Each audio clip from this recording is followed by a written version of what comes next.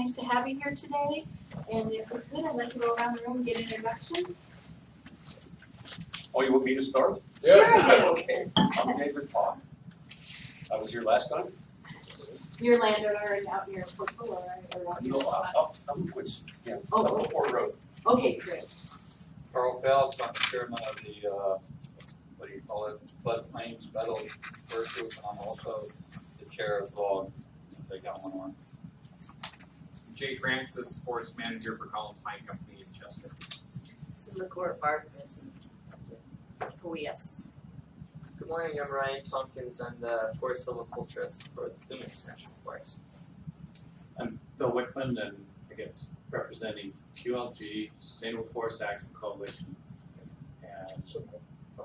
and American Forest Resource Council. Also, you're on the Plumas County And Coordinator. Plumas County, geez, I forgot that. Thank you, Randy. Do you belong to the Retired Forest Service? I don't have time to join that one. It's kind of unpatriotic. Part of that one also. I'm Zeke Lunder with Deer Creek Resources in Chico, and I'm part of the urban consultant team helping you guys stay on track. We're doing the GIS maps for the project. I'm Bill Oles with Portola City Council.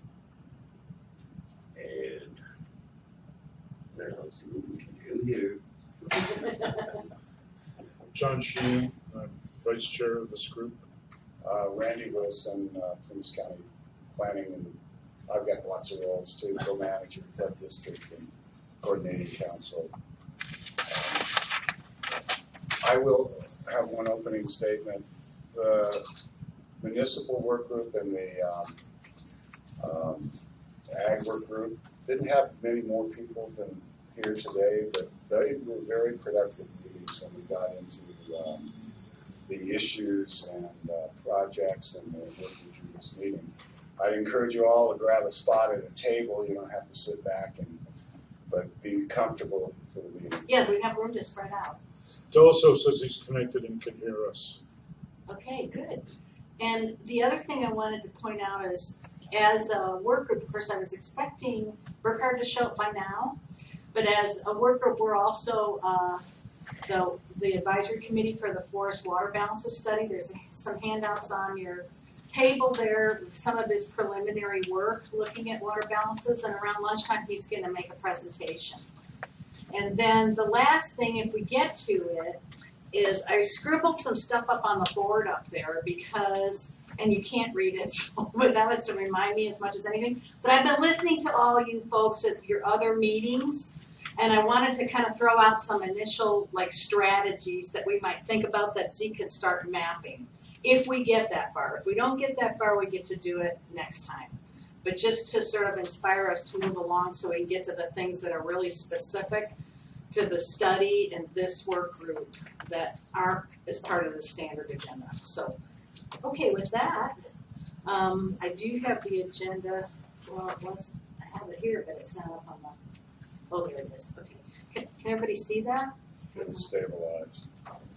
Can everybody see that? And it's in your packet as well. But one of the first things, I'll go through the regional water management group meeting just so you know what the leadership team or the group that gives us the policy direction for the study looks like. Okay, thanks. And then where we left this is we had picked out our resource management strategies, but the regional water management group wants us to narrow it down to 4 to 6. Okay, so we ended up with 11 or 12 or something like that, and they really want us to hone in, so we'll try and do that. And then we're going to go from those strategies to how we get towards identifying our priority projects, our priority issues. How do we hone in from those general strategies? What do we mean by them? So we'll be looking, I've got a little work paper out there for you guys just in case all this technology wouldn't work, and in case you have thoughts later that kind of goes through different ways we can look at issues, projects, actions under the resource management strategy. Then we have to go into the IRWM plan goals and objectives. And one of the great things about being sort of last is that all the other work groups do a lot of work. And that's handed out in your little worksheet. And so you can kind of go, yeah, no, that's good. No, that doesn't, and you don't have to just go through all this stuff from scratch unless you really want to. If you wanna dig into this, go ahead. And then we're gonna look at the project solicitation forms. There's kind of a big form and a little form to figure out, once the management group says, let's go, let's start soliciting projects, we sort of know what kind of forms you might be looking at filling out for your groups or constituencies. And one of the things to consider is, as we're doing this, the whole water bond request for proposals is coming out at the same time. The guidelines have just come out for a number of the bond categories, a lot of in-stream stuff, habitat stuff is some of the first things that's rolling out. But as you know, we're kind of setting our sights on the storage bond, the big one, the 2.7 billion one. And that's not gonna technically come out till the first of the year, but we have to start ramping up and making presentations and getting ourselves in the game. So we will have to start focusing on that as well. So these forms, this is just to point out that these forms are ones that we're gonna be using for the IRWM plan, but they're kind of catalog and keep track of projects, but when it comes down to writing grants, you'll be using the forms that the grant maker wants you to use, okay? Did I lose everybody? Okay. As opposed to the ones we think of. Well, we did ones for the IRWM program, which turns out to be a very small part of the water fund compared to some of the other things. So I think that those forms would be mostly appropriate for municipal projects, because that's kind of what IRWM did turn into, that category of funding in the water bond. But that's why they're there, because it's more tied to that category of funding, but it's only 13 million for the whole Mountain County region. So, we can do the math and kind of go. And ecosystem projects have a very hard time competing against public works in LA. So that's why we've pushed really hard in this water bond to let the old traditional forest management, water management, all those things go through the conservancies or they go through other chapters, fish and wildlife. Some of the people that do these things, their applications are simpler and you're competing with a pool of people that's the same pool of people, right? Does that make sense? So anyway, so we won't spend a whole lot of time on those project solicitation forms, but we do need to comment if we have strong comments on them. Okay. Okay, so the first thing is just to give you an update of what the Regional Water Management Group did. That's our lead group for this project. And just to remind you, that's Sherry Thorell from Plumas County, Paul Rowan from Sierra County, Terry Swafford from Plumas County, Russell Reed from the Feather River Resource Conservation District, Bill Nunes from the Sierra Valley Resource Conservation District, Jim Roberti from Sierra Groundwater Management District, Tom Yeager-Hopper, his replacement, right, from the Plumas County Community Development Commission, Trina Cunningham from the Minute Summit Consortium, Jeff Greening as a public member, Jill Hoffman from the Plumas National Forest, Carol Thornton from the Lassen National Forest, and Quentin Youngblood from the Tahoe National Forest. So that's the leadership group that met on, when was it? Was it 28th. 28th. And then they'll meet again on the 27th. And by then, John, since you were here, will do the update from our workgroup on what we did today. On the 27th? Yeah. Okay, so what they did is they talked about these resource management strategies and said that we had to hone them down. They heard from the tribal work groups and how they're doing. They're going to have a tribal advisory committee that's kind of like our work groups, but it's going to be a little more tribally oriented and maybe have a different framework for how they operate. And then we did they approved a chapter development schedule. They approved some preliminary goals and objectives that you're going to be looking at today. They got an introduction to the project selection and ranking criteria. And then if you want to dig into the details of what they were looking at, you can see it on the website at www.featherriver.org. So they're the governing body for this whole operation, right? Correct. Okay, and last time we talked to you about needing studies because Uma, who's the lead consultant for this, is going to be starting to bring draft chapter pieces to the Regional Water Management Group even at the end of this month. Okay, so So she's gotten some things from folks, but if you really want some studies or things that you want included in this plan, it's really time to get them to Uma or myself, at whatever's most convenient for you. So this is just a reminder that this is moving along. And, you know, she was thinking about municipal service reviews, again, a lot more infrastructure oriented, but I know you have your own assessments and studies that we might need to rely on. So what's going around is a draft that Uma sent me, I think, last week, and it lists a whole bunch of studies, so you can kind of look at it as it circles around. It's still draft, and we're not really ready to release it, but because I had it and this group's small enough, I thought I would just kind of give you a flavor for what she's looking at in all the categories. It's over there right now. Okay, Well, good. one of the things we really haven't done over the years, and I was wondering if Uma's thinking about it, I didn't read the list, is some sort of paired watershed analysis of thinning versus water yield. And I know we talked about it forever, and we had a couple of studies done as part of QLG for it, which were modelings. Now- Trondle, I quote him in our Right. handout.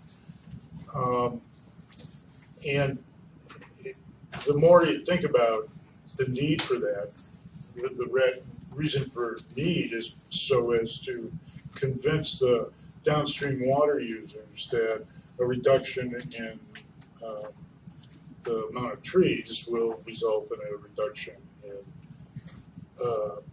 or an increase in what flows off the forest. Everybody thinks that's the case.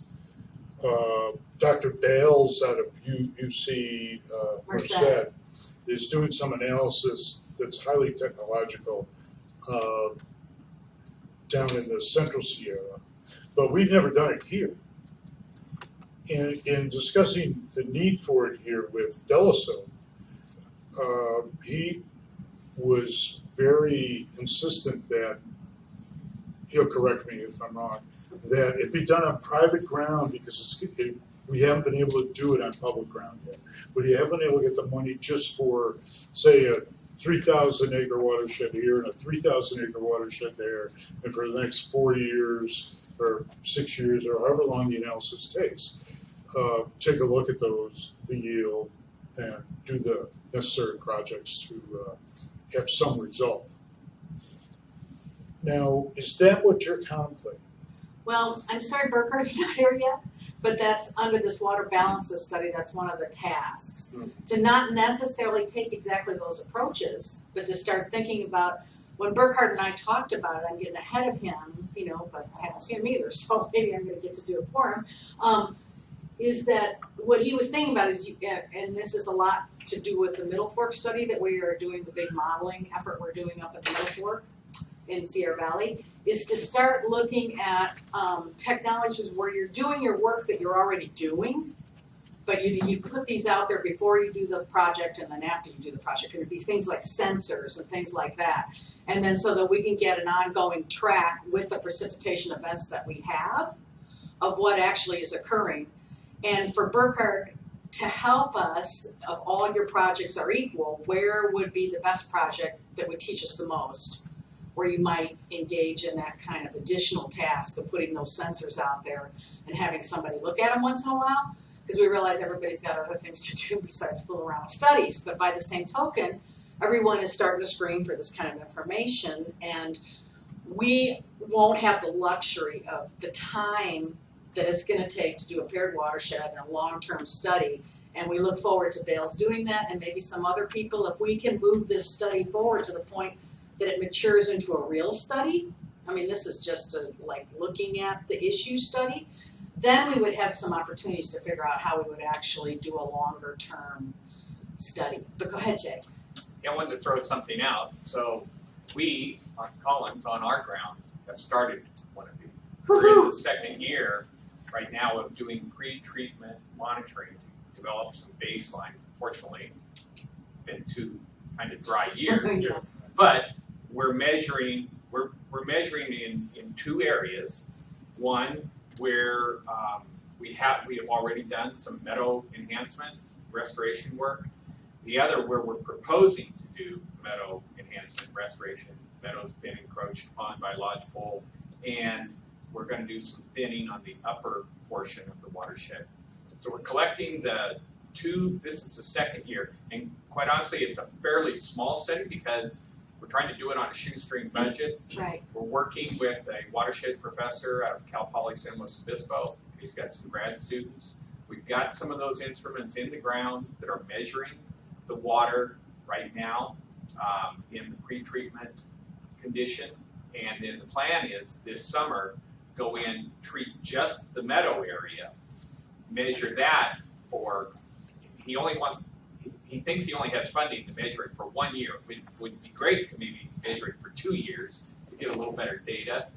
Then the following year, go and treat around the meadow up on the hillside a little bit and see what effect that has on the water yield downstream as well. So it sounds like what we're proposing and we're actually doing is very similar to what some of this stuff would be.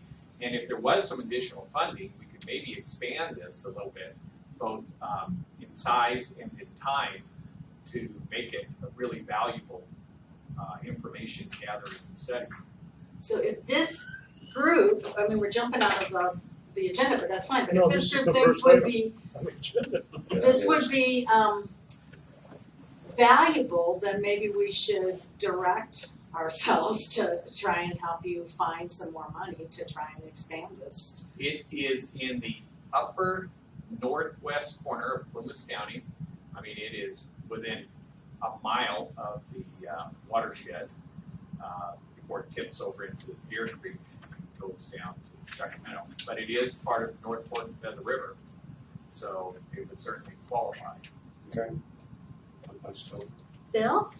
Well, I know I sent these comments to you, so I'm going to say, when you're taking a look at this study, there's a couple other issues that I brought up to you that there are studies, but if you're taking a look at, again, in Plymouth County forest issue, where 70% plus is public lands, and a lot of it is burning up in catastrophic wildfires, there are studies out there, and so if you really need to expand that. When we lose our forests and it converts to brush fields, which on public lands, we're doing more and more of that, not so much on private, because private does go in and reforest after a burn and, treat the brush. That there are studies showing that conversion of brush fields actually use more groundwater than conifers do. And when you take a look at the Feather River watersheds and how much is burned, that can be a real issue in Plymouth County. And I sent that on to Burkhardt, and so we will definitely start looking at that, because one of the prescriptions we're not gonna be looking at is forest conversion to brush fields as a strategy we want to embrace. Well, no, Can we but eliminate nobody that? wants to embrace it, but it's a reality of Right, what's going right. on in the county. Right, yeah, And- Ryan, And just one more that needs to at least be listed is the fact that, again, no fault of Ryan or our local folks, but we're not getting our public land salvaged, and then that material, and we're finding out that if it reburns, we're creating much larger intense burn areas with potential for hydrophobic soils, which basically that material just flows off, doesn't penetrate in. So there's a couple issues, with what was just brought up with just a pure thinning study. There could be larger factors. right. And I'm not saying stop, the thinning studies, because that's critical also. Well, and that's the purpose of having this forest and water balance study. We know that some things have been talked about, some things have been tried, but one of Burkhardt's jobs is going to be going through the literature search, trying to figure out where we are, what these studies are really telling us, how would we design something that addresses some gaps. So, Just to make a comment about that, in the 1990s when they were doing the National Forest Plan, this was one of the big issues that did come up, because there's so many variables in trying to do those measurements that we spent days down there just arguing this one particular issue. and one thing I will say about the reason we grabbed Burkhart, for this groundwater, two things, is we have groundwater legislation for the first time, and everybody's thinking about groundwater. And the second thing is Burkhart has built his career on these isotope analyses. which are more and more being commonly used to fingerprint storms, the residents' time in aquifers, how long it takes to go from the soil to the stream. And those are things that we're really working on in this Upper Middle Fork project, this modeling project, because there's no point in generating this data if it can't go into a bigger system that helps us tell, okay, so what does this mean? This little thing that we have here in this study, how do you extrapolate it and what does it really accumulate into? So we've kind of been struggling with how you do that. So there's that study that will be going on at the same time we're doing this. And hopefully they'll inform each other. And right at the end of this, and if you guys are interested, we will really work hard to get USGS, United States Geological Survey, who's going to come back into the North Fork and update their runoff model for the North Fork in the next few years. And that's where, since we're on the heavy forest side in the North Fork, that we want to give them, start talking to them about what kind of information do we need to give you so that when you do your study and your model, that you're actually working with some real information. That's local. You're not just going through studies and extrapolating things and using general equations and blah, blah, blah. So that's, again, another output we hope to get from this study is how do you do monitoring that feeds right into these models that helps us extrapolate to bigger landscapes than the ones we're going to be able to study. Because we're going to be studying things at the plot scale or the paired watershed scale. And people that dole out money and want to make big policy at the state and federal level want to see bigger stuff than that. And so that's an ongoing struggle too. Can you try and get hold of Jackson? Jackson? Yeah. Yeah. So we keep this moving? Okay, is that okay? Any more? Yes. Yeah, one thing just to put on your radar. The Forest Service nationally funds this forest growth and yield model called FVS. It's Forest Vegetation Simulator. And since our last meeting, I just found out that they've developed they have these add-on extensions, one's for fire and fuels and others for, dwarf mistletoe pathogens, that kind of thing. They developed a model to look at water yield from silvicultural thinnings. So we can basically enter our stands data, we can simulate a thinning of, taking out X% canopy or X% basal area, something like that. And then supposedly, I haven't attended the webinar yet, but supposedly it will pump out some water yield numbers based on the RENS model, which the sort of watershed side of the Forest Service developed for non-point source silvicultural activities. So I don't know what level of peer review it's gone through at this point, but at least they're putting it out to agency folks. So what I could see it being is a useful tool that if you were developing proposals and had stand data, we could at least do some modeling, which would be hopefully accepted because it's a federally funded growth and yield simulator.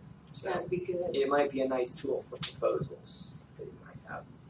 Got a question for you. Does that program talk about different species? Oh yeah. Oh, okay. Well, different tree species. So I meant different tree species. So you can pick, like we thinned out white fir, for instance, you might get a different number than if you thinned out. Of course, yeah. Okay. Yep. Curious. So But Ryan, it's nothing as quantified or as rigorous that I think Collins is doing, which is really, putting it to the field test. Well, I was going to say, that might be a good way to help ground truth some of what the model predictions are.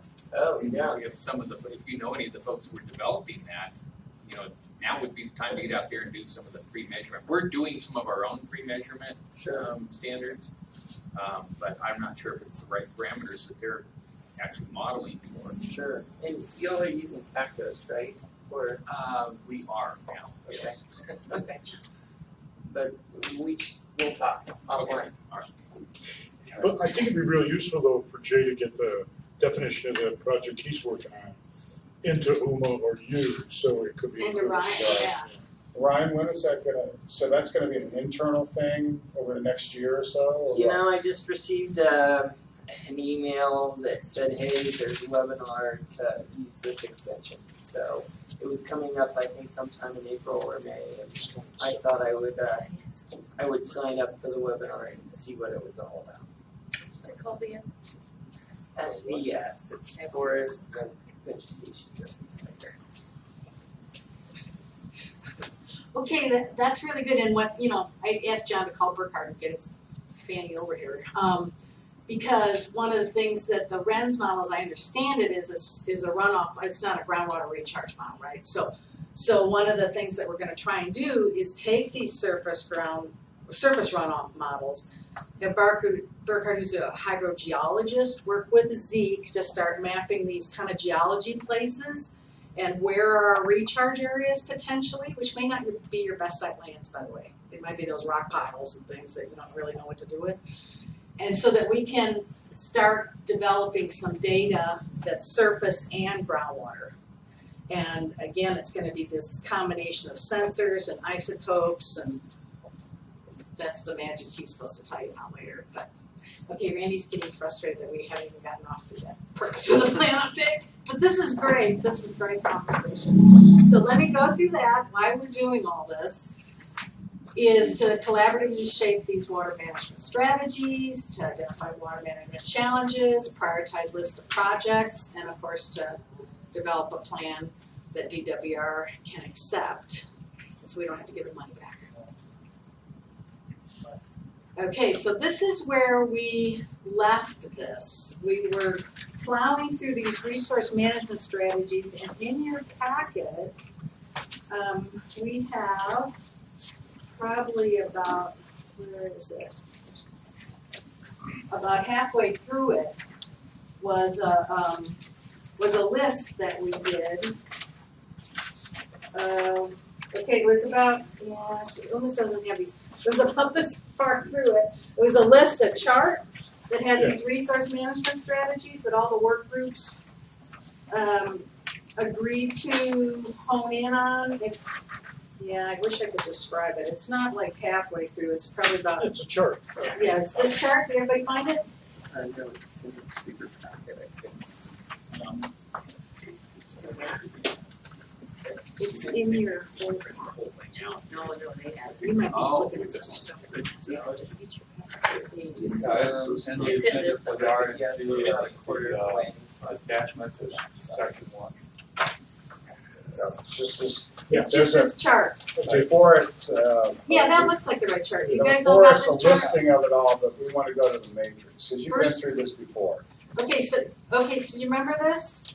And we ended up selecting these dark ones, and it's like 1, 2, 3, 4, 5.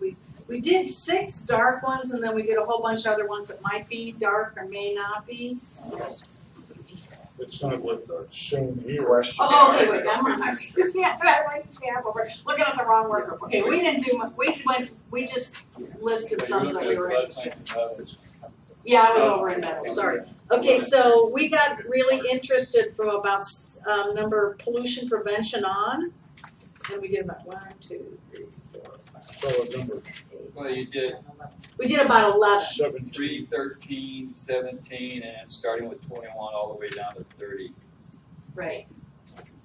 And so what we're supposed to do first off, as the direction of the management group, is try and hone down those 10 or whatever we ended up with, down to like 4 to 6.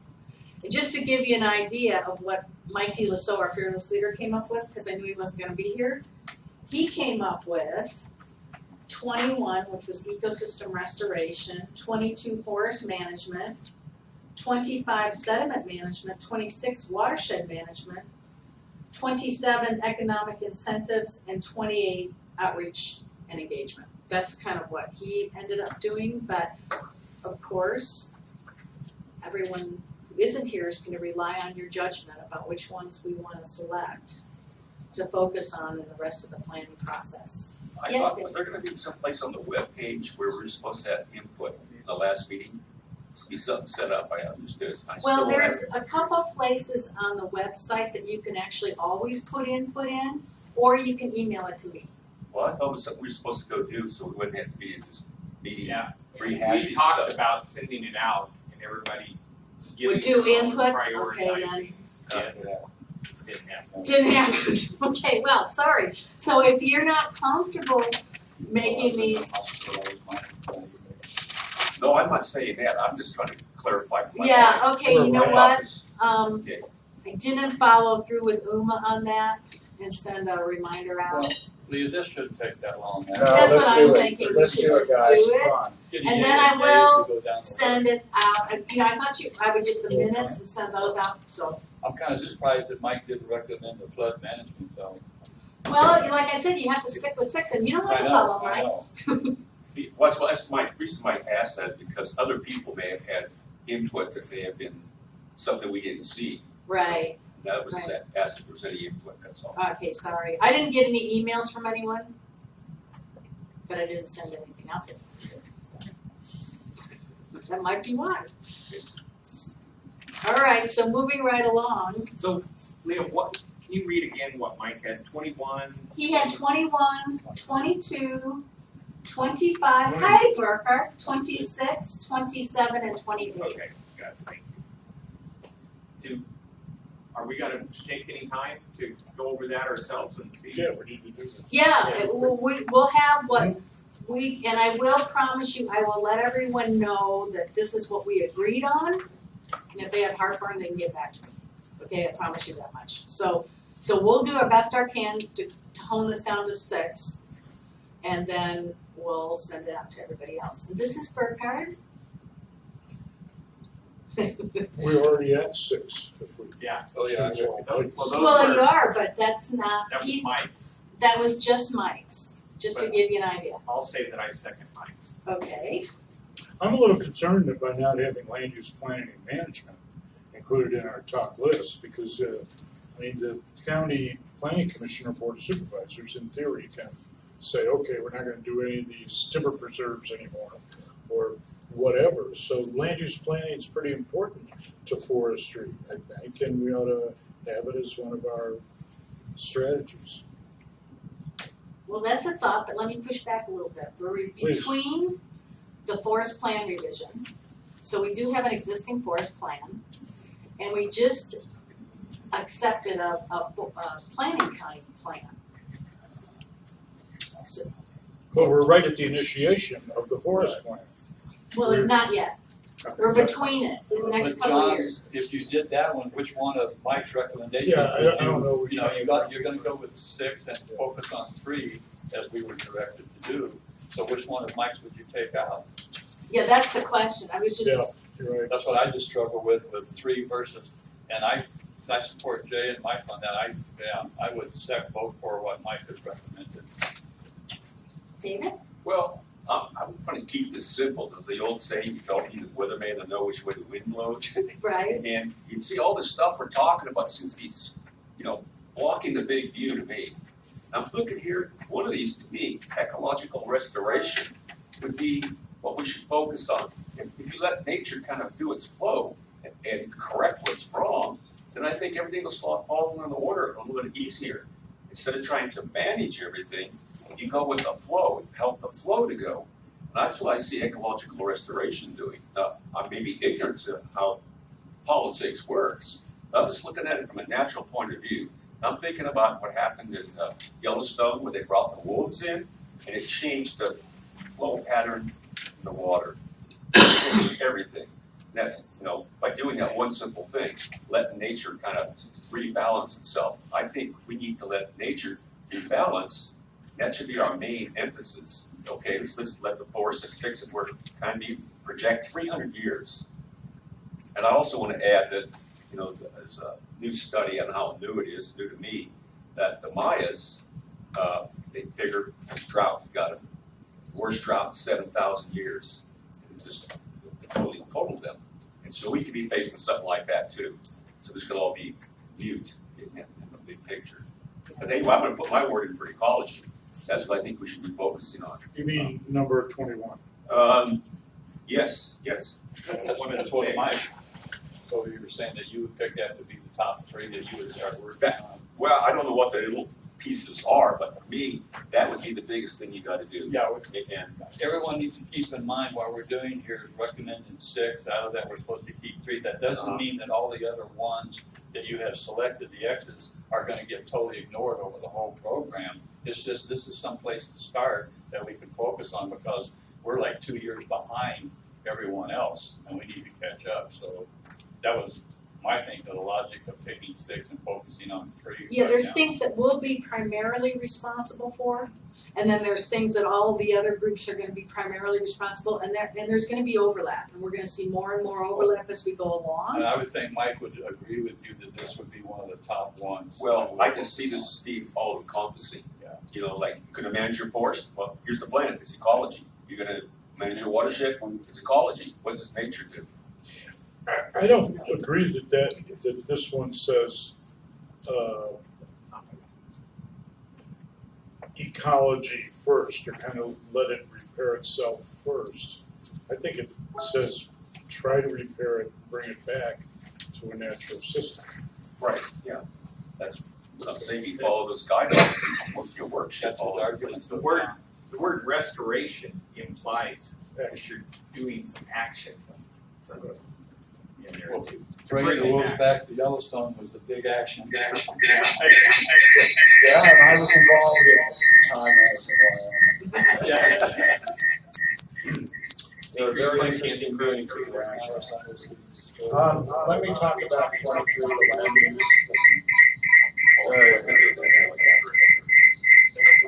it's got a good beat at least.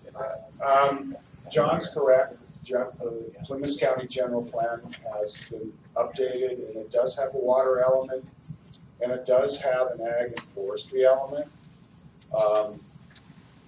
Not to discount bringing that stuff in and discussing it. We certainly bring that in and show you what it is, but those things are not really going to change in the short term.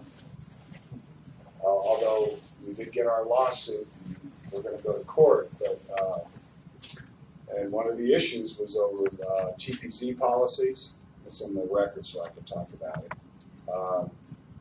That came out of the plan, and basically building a house on TPZ land. And that's a big issue, and I know the forest people are following it.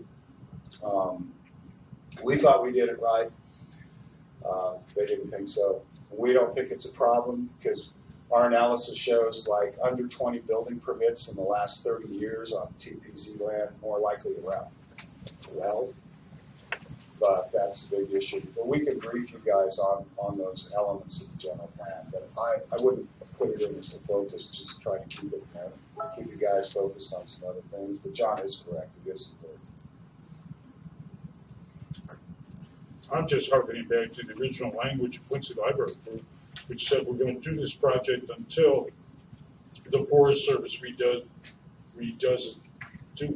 whatever the verb is, takes care of its upcoming forest plan. And they're talking about it, they really are talking about it, but nothing's happened yet. Good morning, Michael. Good morning. We have some handouts for you. Whenever you get interested. So we're struggling with honing in on the 6 resource management strategies that we're going to focus on as a work group. It's kind of a discussion we left last time. We had a motion on Mike's suggestions. Did we get a second? I'll second it if it Well, was. wait, let me just Wait, tell a Mike. second. Mike Jackson, this is from Mike DeLasso, who couldn't be here today.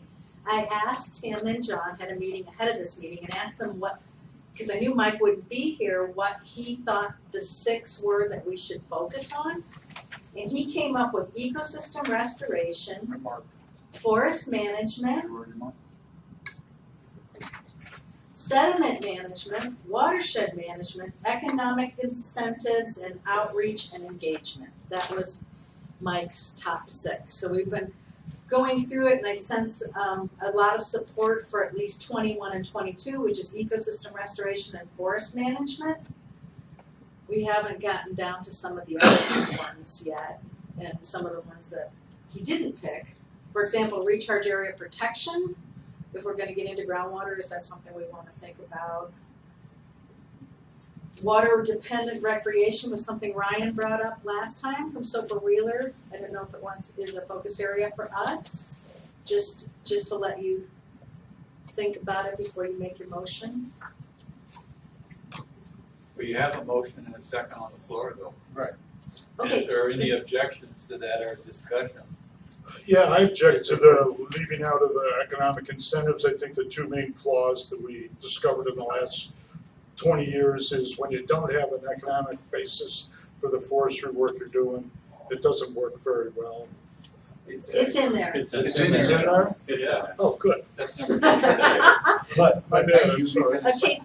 Phil wants because to that was the 15-year experience. Yeah. Phil wants to say something. Talking about economic incentives, for small private landowners in a wildland forest interface, that's huge. If they don't have some means of at least recovering the costs, they're not gonna do anything. I don't know if this is the right place to address it or No, not. that's Oh, exactly. definitely is. So it sounds like we're going with 21, 22, 25, 26, 27, 28. That's ecosystem restoration, forest management, sediment management, watershed management, economic incentives, and outreach and engagement. Is that our 6 and we're sticking to it for now? We're right on that? Okay. Well, can I clarify something then for me? Yes, Dave. Again, I'm gonna go back to forest ecology restoration. To me, forest management should fall under that. Is there something I'm not seeing where forest management is different than forest ecology? Well, okay, Let me here's, get that. Yeah, I'm just, Before this, you'll see a list of matrix. oh, okay. These come out of the California Water Plan. We didn't create these. we have to address them. We can't, And you can see how they describe them. Oh, okay. Yeah. Well, what about pollution prevention? I think we're still in the discussion phase. There's been a motion, second. correct. What about pollution prevention? Since on the coast, that's the biggest issue is the polluting of streams with this crazy logging and killing all the salmon. Well, Mike might have lied on that because the floodplains, meadows, and my group, that's one of our main 6. So he may have said, yeah, the forest group has something to contribute to that, but maybe he's thinking that we would take the lead on that particular topic. Might be the case, but look at where we find ourselves with this regional water quality control boards taking the lead and just mucking it up terribly because they know nothing about the forests. I'm being a little frank and irrational. We'll address that in my group. And for Ryan? certain. My understanding though is that these categories aren't necessarily mutually exclusive, but Right. that That's there right. would be overlap. So, of course, non-point source pollution or that kind of thing, I think could be covered well under either sediment management, watershed management, or forest management. I would see those themes all sort of colliding together. Well, one of the things that the group's not aware of that Mike and I have been communicating, and we were going to meet today, unfortunately he's not here to kind of discuss which work group would take the lead on our overlapping subjects and which group would be supportive of. And unfortunately, our coordinator and our alternate's not here, and Mike's not here, so I guess John and I will be talking about it a little bit. As long as you know you can't We're make trying decisions. to take care of things outside the meeting, so there's not so much confusion and this whole system flows much smoother than. Yeah, So the that's- notion is we provide full coverage and on the one, by the overall group. And each group takes the lead and where leads duplicate, we try to reconcile them out, Right. out of school. Yeah, that's what Mike and I have been discussing, and it's supportive of each other, and since we're the two, whatever. One thing I've got to address though is somehow getting control of 24 people meeting in the same room. I understand there was a lot of confusion at our last meeting, so, and I unfortunately was in the hospital, so I couldn't be there. So you were the most confused of all. Yeah, right. On my computer, on my hospital bed. Anyway, Okay, Mike? 21 and 22 are the opportunity. I received a panicked email, and you may have gotten it as well, from folks in, I believe that there's a coordinating group of IRWMs in the Sierra. Yes. And their email indicated that the boat was leaving the dock, the train was leaving the station, and that if we didn't have a fully developed plan by yesterday or something like that, we were going to be out. Michael, I got the email from DWR yesterday. They haven't set a date for the applications for the grants, but they've got the grant solicitation package. I got a chance to go through it this morning. We have to have a plan in order to apply for property funds. So I would say we're not going to meet that funding source with our effort, because I went through the guidelines back and forth to see if they were really saying that. Looks like to me they are. So we're not in good shape there. So we knew that coming in. Trains already left. So, well, That train, that train left. That train left. The idea is there's a very large set of trains right. following. So, but in talking to people about why the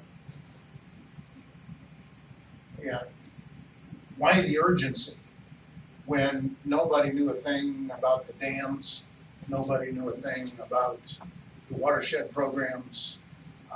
There was very little guidance to put these things together, and they're very complicated because you have, I guess I would go back to this gentleman's last meeting. The integration of ecosystem management, forest management, agricultural use has got to be worked out. And that's going to be a problem any place that people try to work it out, because it's going to take some time. So that was my response to them, is that we're not, it was more, what do the environmentalists want? And the response was that we're not coming in here with a half-baked program.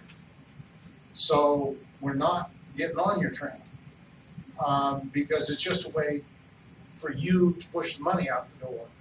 And you'll be able to do that. It's the big shipments that we're going to be interested in. This was an argument in the bond, as you might imagine, about who got the money. And IRWM was slated to get all the money, and they got very little of it. Right. And precisely for the reasons that you're talking about, that the whole ecosystem and the forests and a lot of these other issues just were falling away by how complicated their grant program was, how much match they wanted. It was set up by engineers for engineers to do hard infrastructure projects. That's the way it ended up. Now the planning process is open. Right. And so that's the good part. But in the legislature heard a lot of comments and broke this other bond up into Wildlife Conservation Board, Department of Fish and Wildlife, Regional Water Board, State Water Board, DWR for the IRWM only, and then the big boat, which is the bond storage under the California Water Commission. So and none of those are, there are no guidelines for. Guidelines are just coming out. Right. But And have you seen them?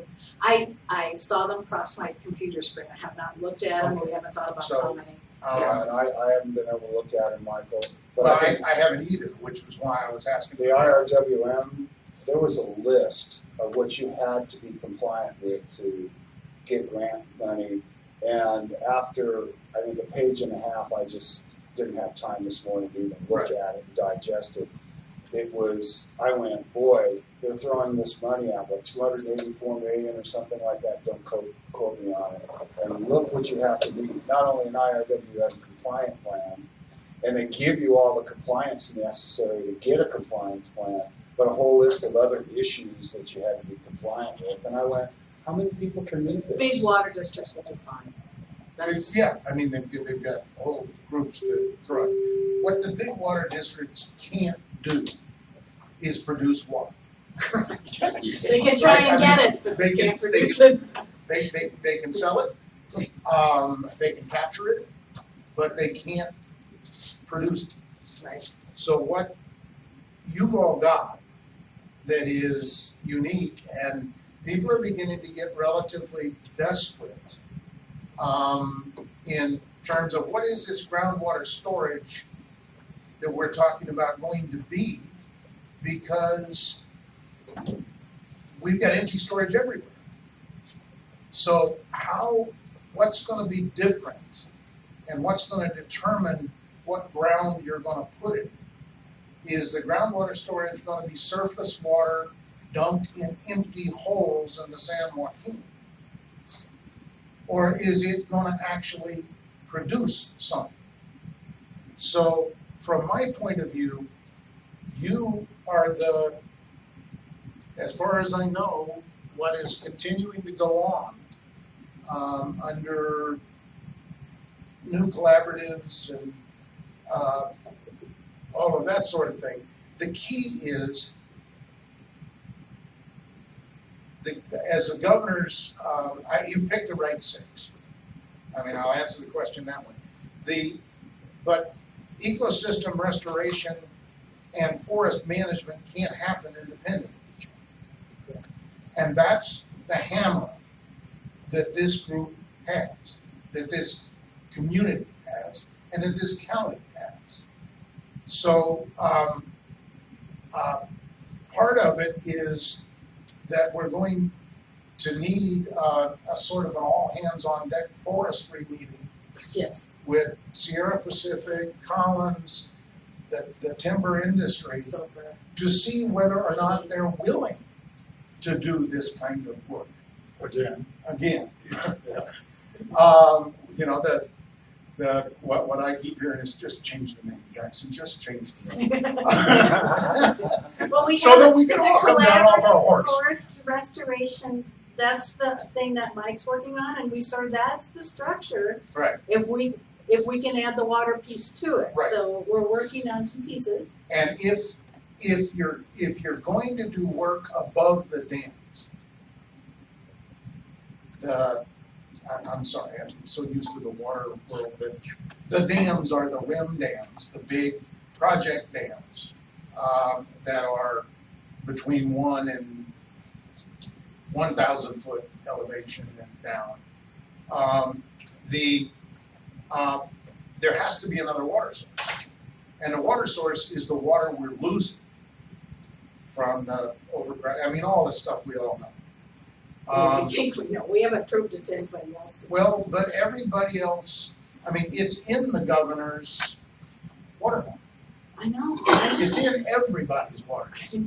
So the question is, when are we going to deliver?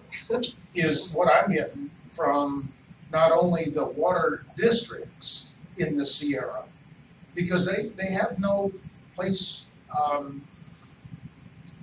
They have little dams that the water can run into if the work is done in the right places. But they don't have anybody who has contacts with forestry people to determine whether or not that'd be the places that they would go to do the delivery. So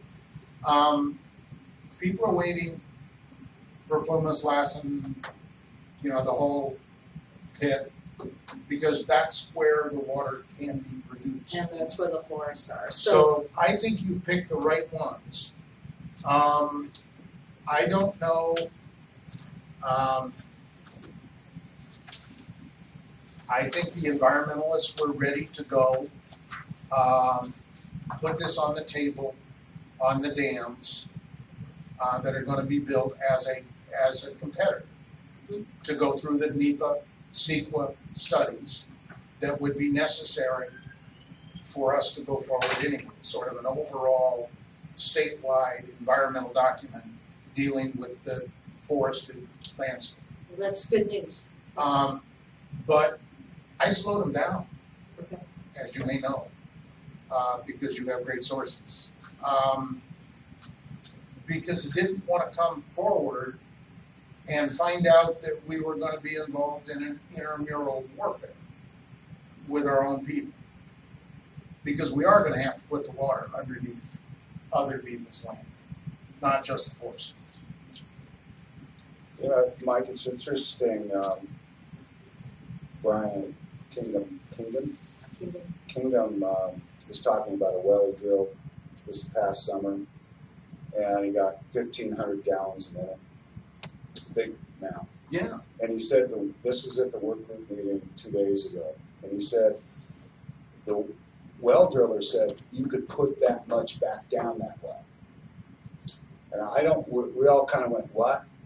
But I think there was some discussion in that Workgroup meeting about groundwater storage. That was one of the issues and problems they brought up.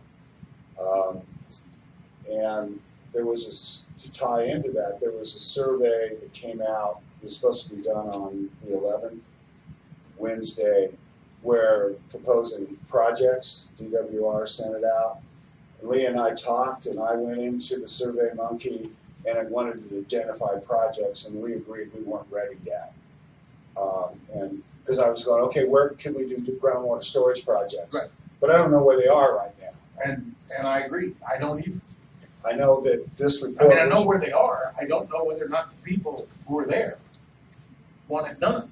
Well, there was some discussion in the ag community, Michael, about groundwater storage, and it was in a positive light. Now, whether they were going the same direction we're all thinking or not, I'm just saying that they were there. I brought this report in, this Bulletin 5902, because it's a study by DWR, and John's familiar with it. He probably hasn't read it in years, and I haven't read it recently. I just glanced at where there was an analysis of a lot of the groundwater areas. Basically, they were looking at building dams. Right. So there's some good information in this. We have some technical information. I was ready to kind of go for it in that survey, and then I went, I can't even name a project, even though I think everybody would agree that maybe we have some projects. That's one of the things we need to accomplish. Okay, folks, so did we vote on these 6? We haven't yet, so let's do that. I got one more gripe. Okay. That's always a good sign, when it's only one. Take it outside. We're almost there. Bill had a big meeting down in Chico last week, and one of the areas we talked about is recreation and forestry and the relationship, and the main thing conclusion I came to is when we have big fires, the recreation industry goes away and doesn't exist, and that is sort of a hammer that we have at this committee. To say it's a priority to the forest, so that the catastrophic acreage is kept to a minimum, so that recreation is destroyed by large fires. And I still feel that way. How do we treat that? How do we use that as a hook? Floodplains and municipal water say that it's real important for them also. But, the biggest threat to water-based recreation is catastrophic wildfire. And can't that be engaged in the ecosystem restoration? Yeah. That we have here? I mean, But don't they define it for us? No, that's the next step, John, Okay, because we define it for them. okay. and people are, all over the state are kind of counting on, they don't know about our local problems. And I don't want to drag our local problems into a meeting, or we're dead for a long time. Right. So the reason that I think, I just see both watershed management, which are recreational lakes and rivers as well, and the idea of ecosystem restoration linked to the forest management as the plan for what to do. And all those pieces have to be put together. And then I think what you're talking about gets worked on. as an element of that. But my guess is that what we produce to the rest of the state will be, there will be something carved out of all of this money by the urban water users and by Big Ag in the valley in order to keep us busy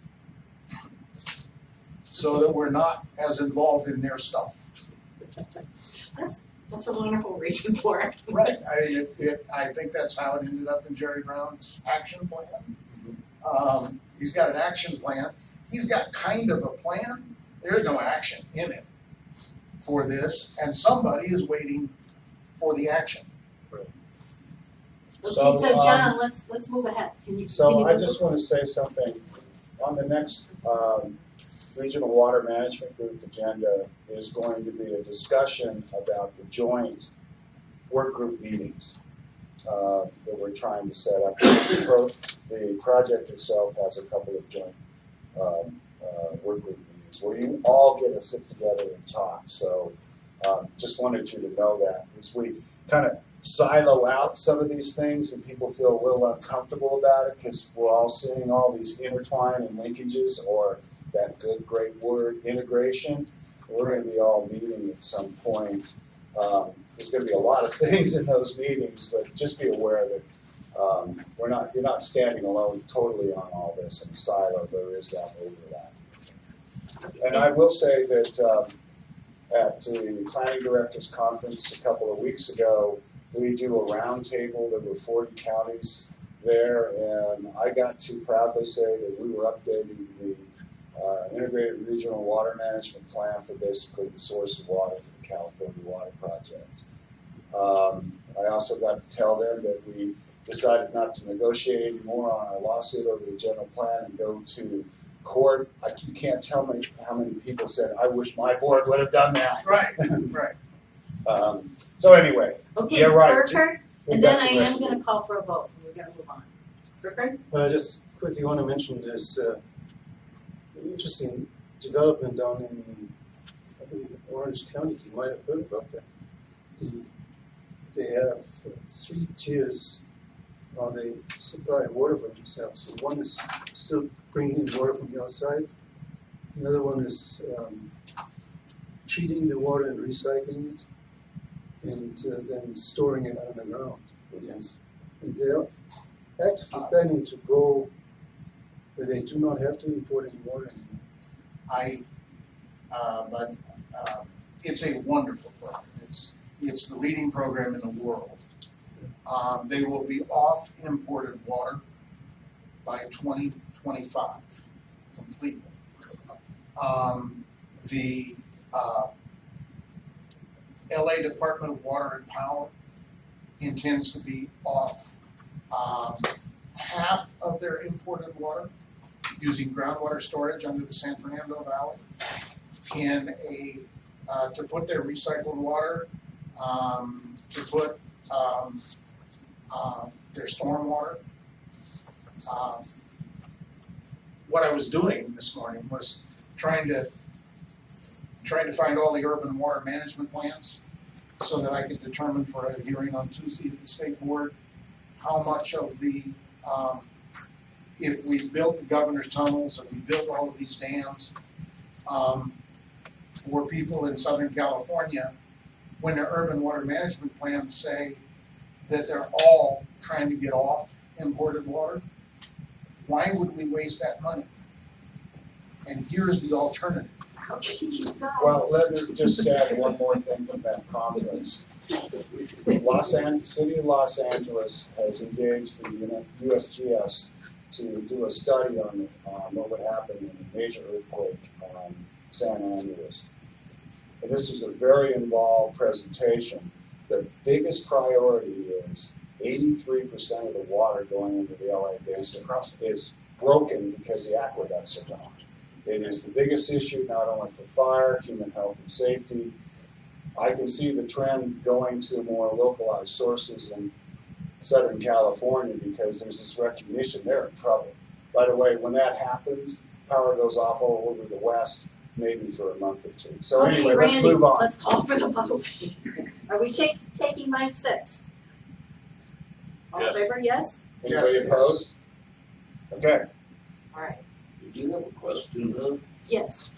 Has anybody considered under ecosystem restoration, Dodgefield rehabilitation? Yes, They have millions of acres across in this county. And if they're sucking more water than trees, we should be growing trees. and they have millions of acre feet, or millions of acres of that in the Cleveland, the Los Padres, national forests that are in Southern California now. And we have voted, so I can say one more thing. Yes, you can. I would like to remind people here that Orange County program was partially developed on endless bus rides in the Plymouth. Yes. And all of their leadership came up here 15 years ago because they have ponds that they inject the water into to get it into the ground. Because they give them recreational ability to teach kids to fish, to teach people to, to get out on the water in rowboats. And then the water goes down and they put more from the stream in, or from the sewage treatment. Well, actually, the Santa Ana River is one of the major flood issues in the United States, and it grows. Okay, you guys. We need to keep moving. All right, so I'm gonna have to go make a call to get the pizza over here, but Randy, I'm sure you'll walk everybody through the issues and I those need objectives. somebody to scribe, and we need to get these issues down. Well, people have workbooks, we'll do that, but you have to, Point us it's to gonna the take me a page. few seconds to make this call, then I'll be back. You just talk to people why, what is the relationship between these resource management, the issues that we wanna identify that our work group is gonna work on, the goals and objectives. It's up on the screen, and it's just something you can talk about that the other work groups are wrestling with, and I'll be right back. So I'm gonna color it a little bit different than Leah. We decided to bring this discussion into the work groups, and I can tell you, you're the 4th work group, and these discussions have been really good. So it's a brainstorming session. And when I mean brainstorming, it's not to be negative on anybody's ideas or projects. The first one would be identifying issues with forests, water, just lay them out. Where are we here? It's not really,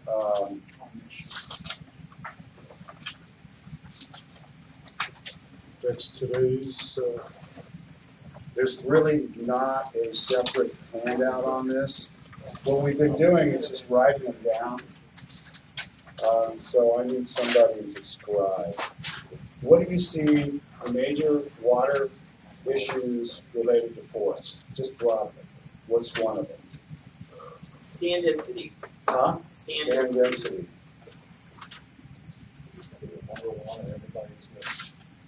What else? Evapotranspiration. Converting the brush field. runoff from roads. Well, It's like it's a small to brush fields. species trends.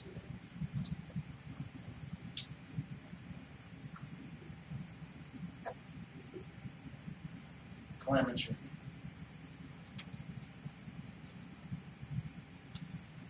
Infrastructure to deal with the excessive.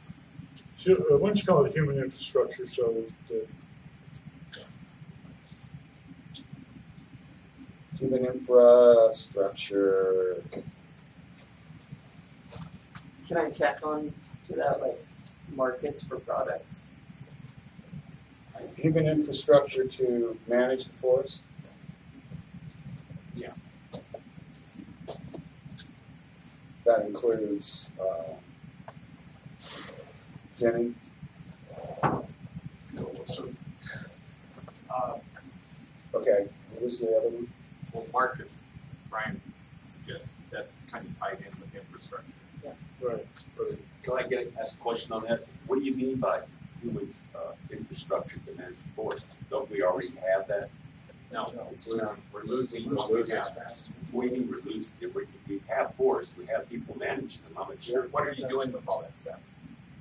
What am I doing with it? Well, what is being done with it? That material has to go somewhere. It's got to pay to get its way out of the woods. If you're planning on getting more runoff, you're gonna have to do something actively on the land. Right. So the question becomes, are we gonna pour all of the state and federal money into that? Or are we going to have a system that sells products that then gets returned into the land? So that we're not always on the dole. And even if you were on the dole, that material has to go somewhere. Right, I understand that. I'm just trying to clarify for myself what you meant by that. But it could be elaborated on, just to say mills, biomass, electric plants, and contractors, operators that Yes. kind of slash operators, just so everybody knows what we're talking about. Right, yeah. I haven't been able to get anybody in the environmental movement to volunteer to go thin for it. I try quite regularly. So that would also include logging operations, right? Yes, Absolutely. we can't run from our greatest strength. If I understand, Yes? I was just saying, if I understand the concept, human physical infrastructure, there's the forest, but then there's also this physical infrastructure to actually process, utilize, and so forth. So there's actually a human infrastructure itself, which are the skills, capabilities of the folks. Then there's this physical infrastructure, which is a human infrastructure, which we have to have and need more of. And there's this great example from the southern to the northern Sierra, from virtually folks without the skills and without the infrastructure to the south to the north, where we still have it but are losing it. A continuum of both human and physical infrastructure to process it, utilize. Issues. Well, your infrastructure would, of course, be roads and land to get it out of the woods. Yeah. It's the whole nine And the yards. Forest Service is doing a whole lot to close roads these days. I think we need increased infrastructure for prescribed fire. Yes.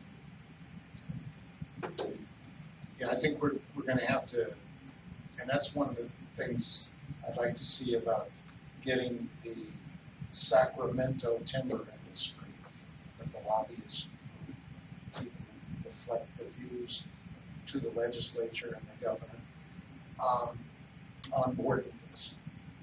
Because as long as fire is reintegrated into the forest as a piece of it, not fire and logging like this, but like this,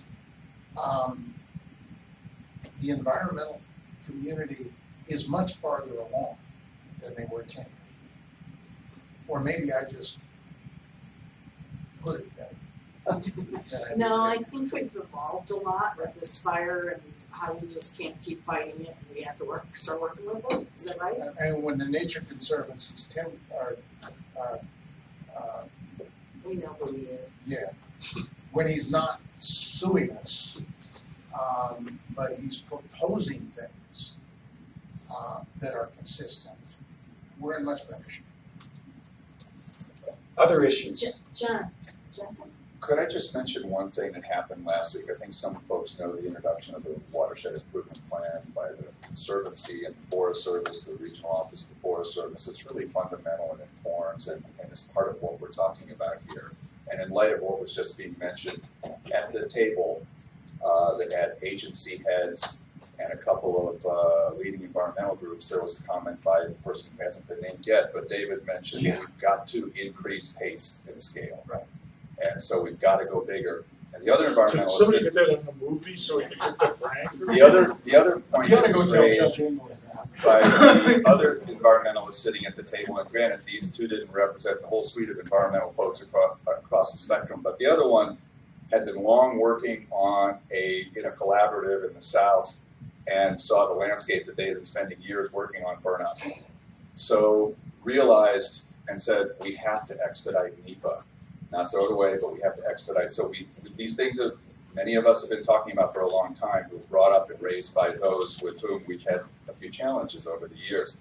But I think more important than that was just the array of people sitting at the table all saying, we've got to move this one. And there was the explicit recognition of treatment of forests for water, for all the kinds of things that we're talking about, and a movement to start making that happen at an institutional level. It was very, very powerful relative to where the conversations have been for a long time among that collection of folks. More issues, come on. Study issues. What would you like to study more? We already talked about what Collins Flying's doing. All right. Increased runoff due to erosion problems with road crossings, etc. Sediment. What else? Well, Zeke mentioned prescribed fire, and Bill mentioned, conversion of forest land to brush field, but we sort of skirted around this like high severity wildfire or reburns, high severity reburns, that kind of thing. Well, that goes along with what I said earlier this morning about we're creating more hydrophobic soils because of the intensity of the burns getting hotter and hotter, and that is affecting the watershed. Have we established that science, that catastrophic, well enough in people's minds, or nothing else since? No, but I mean, almost all of their reports after a major fire show the increase in the number of high-intensity acres and the effects of that. I would say it's not collected. I mean, we're learning a lot, unfortunately. Well, and I would go a little further and say that the recent rim fire, the water managers down below were waiting for more runoff. They're getting less. But that after might the be- fire, because the soil is, in most cases, reconstituting itself by taking in larger amounts of water. So it's not a one-to-one kind of thing. And the other thing that when I was talking to the modeler that's working with us on the Middle Fork, he said, well, you just look at deforestation around the world. We're doing it with catastrophic fire, but other people do it for other reasons. The end result is initially you get more water, and then after that it gets less and less and less. And pretty soon you're in the situation of Sao Paulo, Brazil, where millions of people have no water.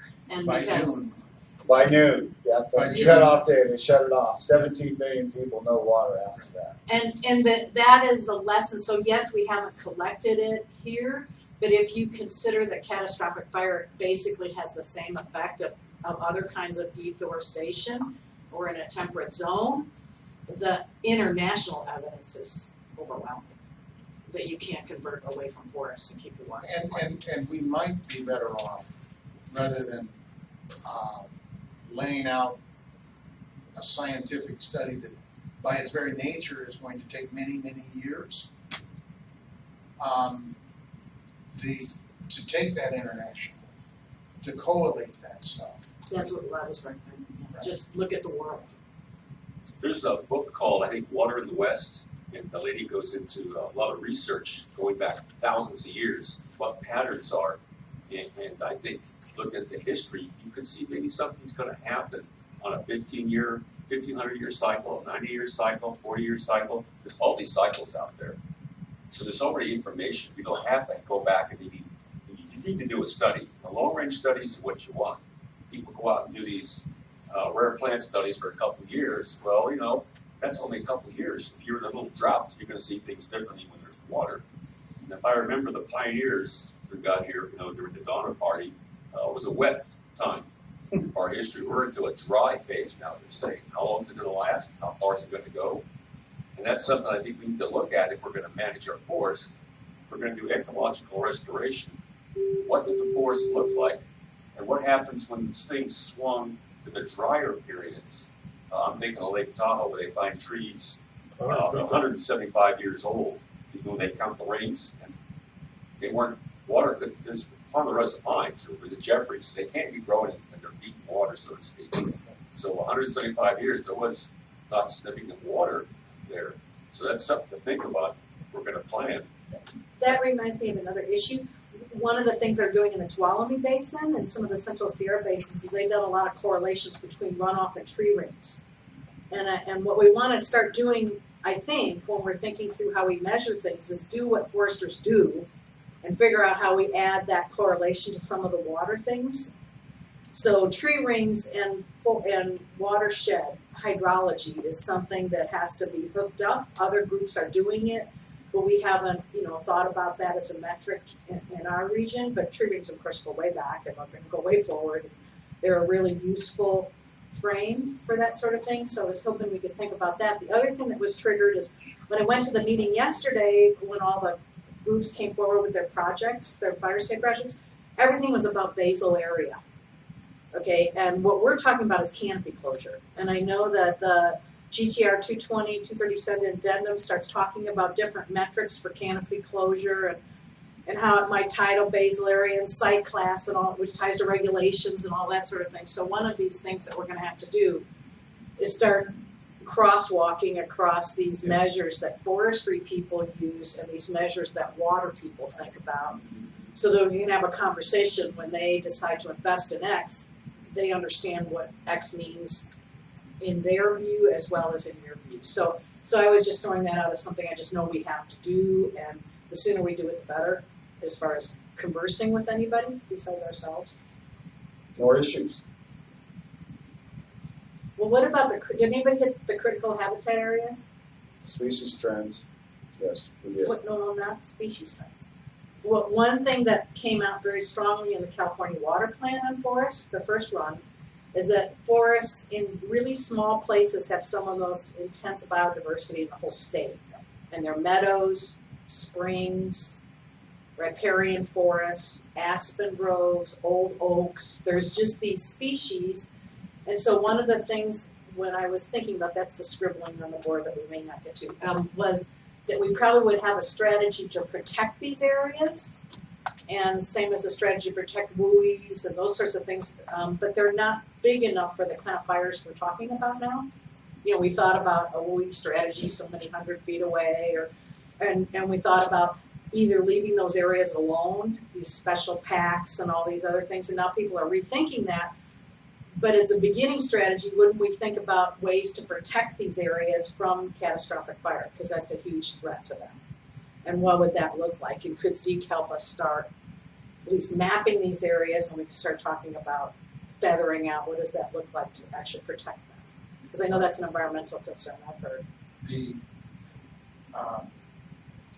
One of the problems we have with our language is while in the urban areas they understand wildfire because LA burns up mountains fairly regularly, the fire, flood, mud cycle.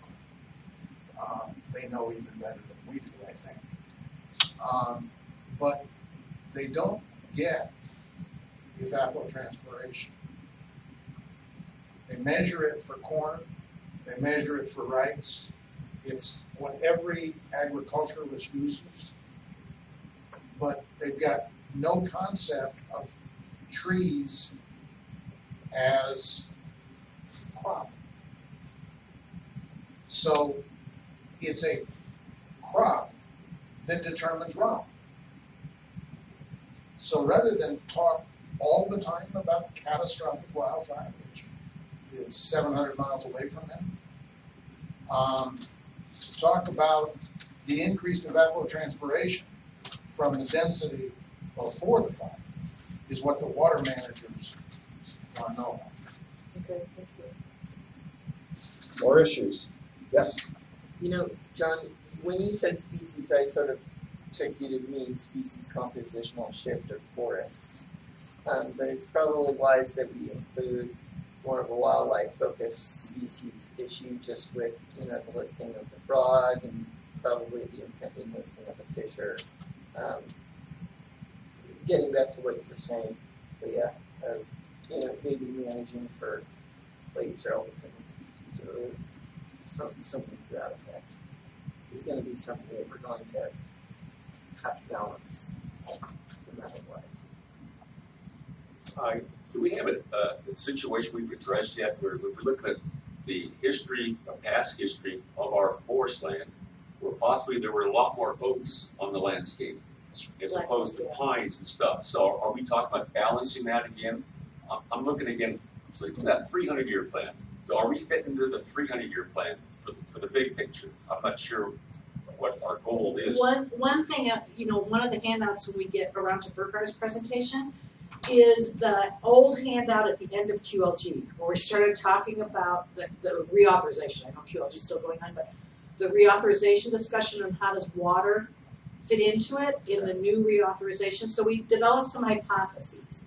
And some of the hypotheses were about these really important species like oak, aspen, riparian forests, the forests around seeps and springs, because they're leafless in the winter. So when we started thinking about that, they transpire a lot of water in the summer, for sure. But in the winter, when the rains come, they're absolutely leafless. So the infiltration potential in these zones is much higher, as well as their species protection. Trina is the tribal representative on the leadership group. She is very much interested in being part of this work group. And she can't make it because she's taking classes on Friday.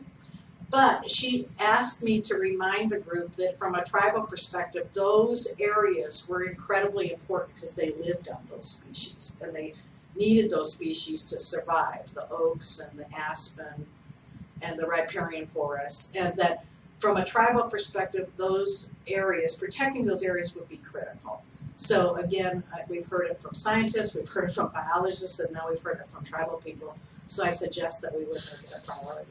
Well, there My has been some understanding projects ongoing, right? Because a couple of years ago, I went on a tour for the Forest Service where they were replanting aspen in certain areas, and I never did get the final results of how that came There's out. been some reports. There has been some research. Oh yeah, and Zeke, maybe you can help us, but one of the things we were talking about, and this is maybe an overlap issue with meadows, floodplains, and water bodies, is trying to understand the original dimension of these meadows. What was the original dimension of these riparian forests? What was the original dimension? Do we know where our springs are?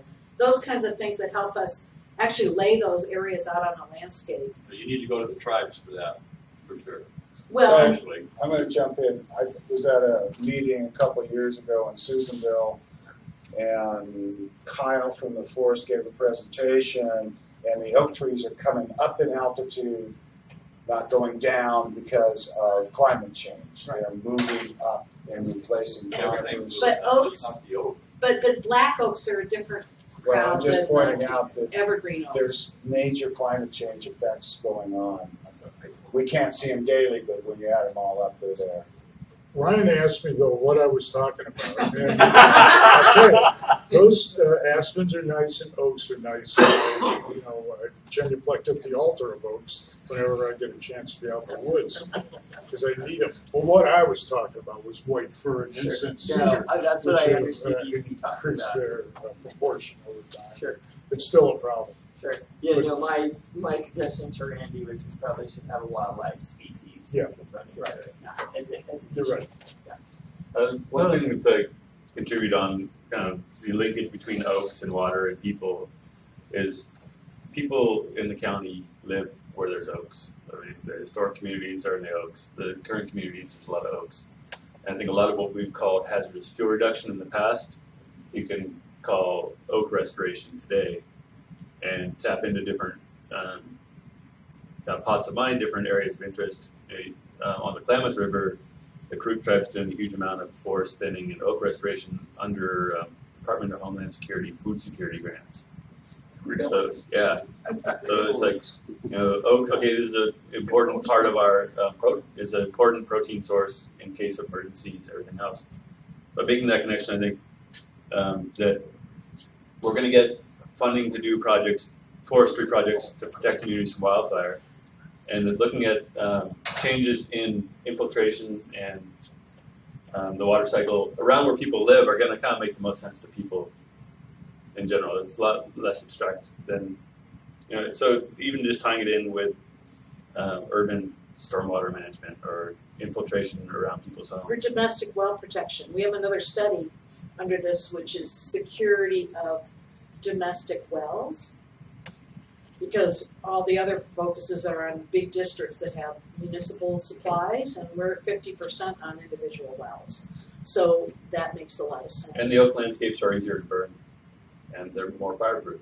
So I think there's a lot of synergy, a lot of good reasons to focus on the oak territory. And another point, again, from Trina, is that Yapani Farrell, the last speaker, the young speaker of the Maidu language, said the name for the pine tree was the tree that prevents the wind from knocking the acorns off the oak. And so what he was saying with that language was that you do need the big conifers. You can't just clear cut the conifer system for the oaks. That doesn't make sense. What the original system was these large conifers that didn't dominate the system, but were certainly there and part of it. Same with the aspen. One of the easiest ways to get the concept across is to take the fire photos. There's a library at the Uplands Forest that has pictures of what the from various places, just a picture to show what was there in terms of forest density. Do we have access to that? This isn't the gruel. Well, it's rules, Schools, stuff, but resource there's a library. local. Is there more, Ray? There's local photo plots for Google. Like he took some photos of Paxton is the big Right. one that usually gets shown, or out at Howard Flat is another. Guy that And did the then study, we right? actually have a air photo set of, actually it's interesting, the forest flew aerial photos in 1941, just a few months before Pearl Harbor. And on project-specific basis, we're trying to get those aerial photos scanned, georeferenced, orthorectified, and created into a GIS layer. So we can look at things like historical stand densities, landscape heterogeneity, distribution of riparian type systems, historic stream channels, that kind of stuff. Now, that's 1941, so you need There to wasn't much take it logging into here. context. There wasn't much logging here before 41. You'd had the Yeah, it fire just suppression. depends Well, on it was your much locale. longer before 41. So we do There have. wasn't much Are logging. we getting into your do you have enough baseline data Yes. question? Or Have we gone through it, have we identified enough issues, guys? Because the next phase of this is projects. Or And these per are Well, being data. over, one comment about this before you leave it is if you just drove around after that big windstorm we had, you could see that most of the trees that were blown down was in areas where they had been thinned extremely. If you just drive 36 going from here to Red Bluff, you could see that a lot of the down trees were where thinning had been. Carl, What we I would say you can see it because it's been thin. Right. Well, that's blowdown Yeah. occurred Everywhere. I think Mount Lassen had something to do with the concentration of those winds. And I guess we may have another windstorm this weekend, so be prepared. All right, so the second part of this discussion is to identify broad projects. Well, wait, Ryan was saying about the, are these site specific? It sounds like you were talking about site specific and region-wide issues potentially for our past discussion? Yes. Okay, do we have enough baseline data was another question, to kind of look at the desired The standard. way I'd answer that is, we don't have enough baseline data, but we got 3 times as much as anybody else in California. Okay, good enough? Good I- enough I baseline Get data? started. I might say for vegetative conditions, we have a lot of baseline data, or a wealth of baseline data, because trees are long-lived and they don't move. What we don't have great baseline data on is the most sensitive species that we manage for. Like, you know, when it comes to owls, we really don't have much baseline data prior to 1990 when people were starting to think about it. So I think therein lies the challenges of what we're wrestling with is we don't have a lot of baseline data for the wildlife species that we're managing habitat for. What did you say, Bob? No, I don't want to say that out loud. Again, talking to Trina, because she couldn't be here, she said one of the points of reference from the tribal community will help bring that forward. Their reasons for managing with fire in the ways that they did and what species they were actually interested in, although they considered all the species important. Well, maybe I will say what I was mumbling to myself. I thought you I'm a pretty strong environmentalist, but I think a lot of the hoop-de-doo about spotted owls is a bunch of We, it's hoopy. Because I've got them in my front yard and that's not a problem. But I'm not supposed to report that because then it causes all kinds of problems. Well, they didn't say that, but anyway, good for you. Okay. One of the points that you just made, I'd like to re-emphasize, which is that in the last 4 or 5 years, that little organization you created in the Purple House in Oakland has become one of the most powerful groups of people in Sacramento. They have the governor's ear, and that's environmental justice, and the tribes are central. The Latinos are the most numerous And the loudest. and the loudest, but the tribes are, when they do talk, everybody shuts up. So the better we can integrate their data or their history or their oral history into what we're doing, the easier it's going to be improved. It's going to be more productive too because history has shown that their methods are a lot more effective than what we've been doing in the last. At least fire, for sure. I got a question for you. Why do you think that they have the governors here? Why do you think they do? What's the reason? Is it because they got casinos? I'm trying to figure out why.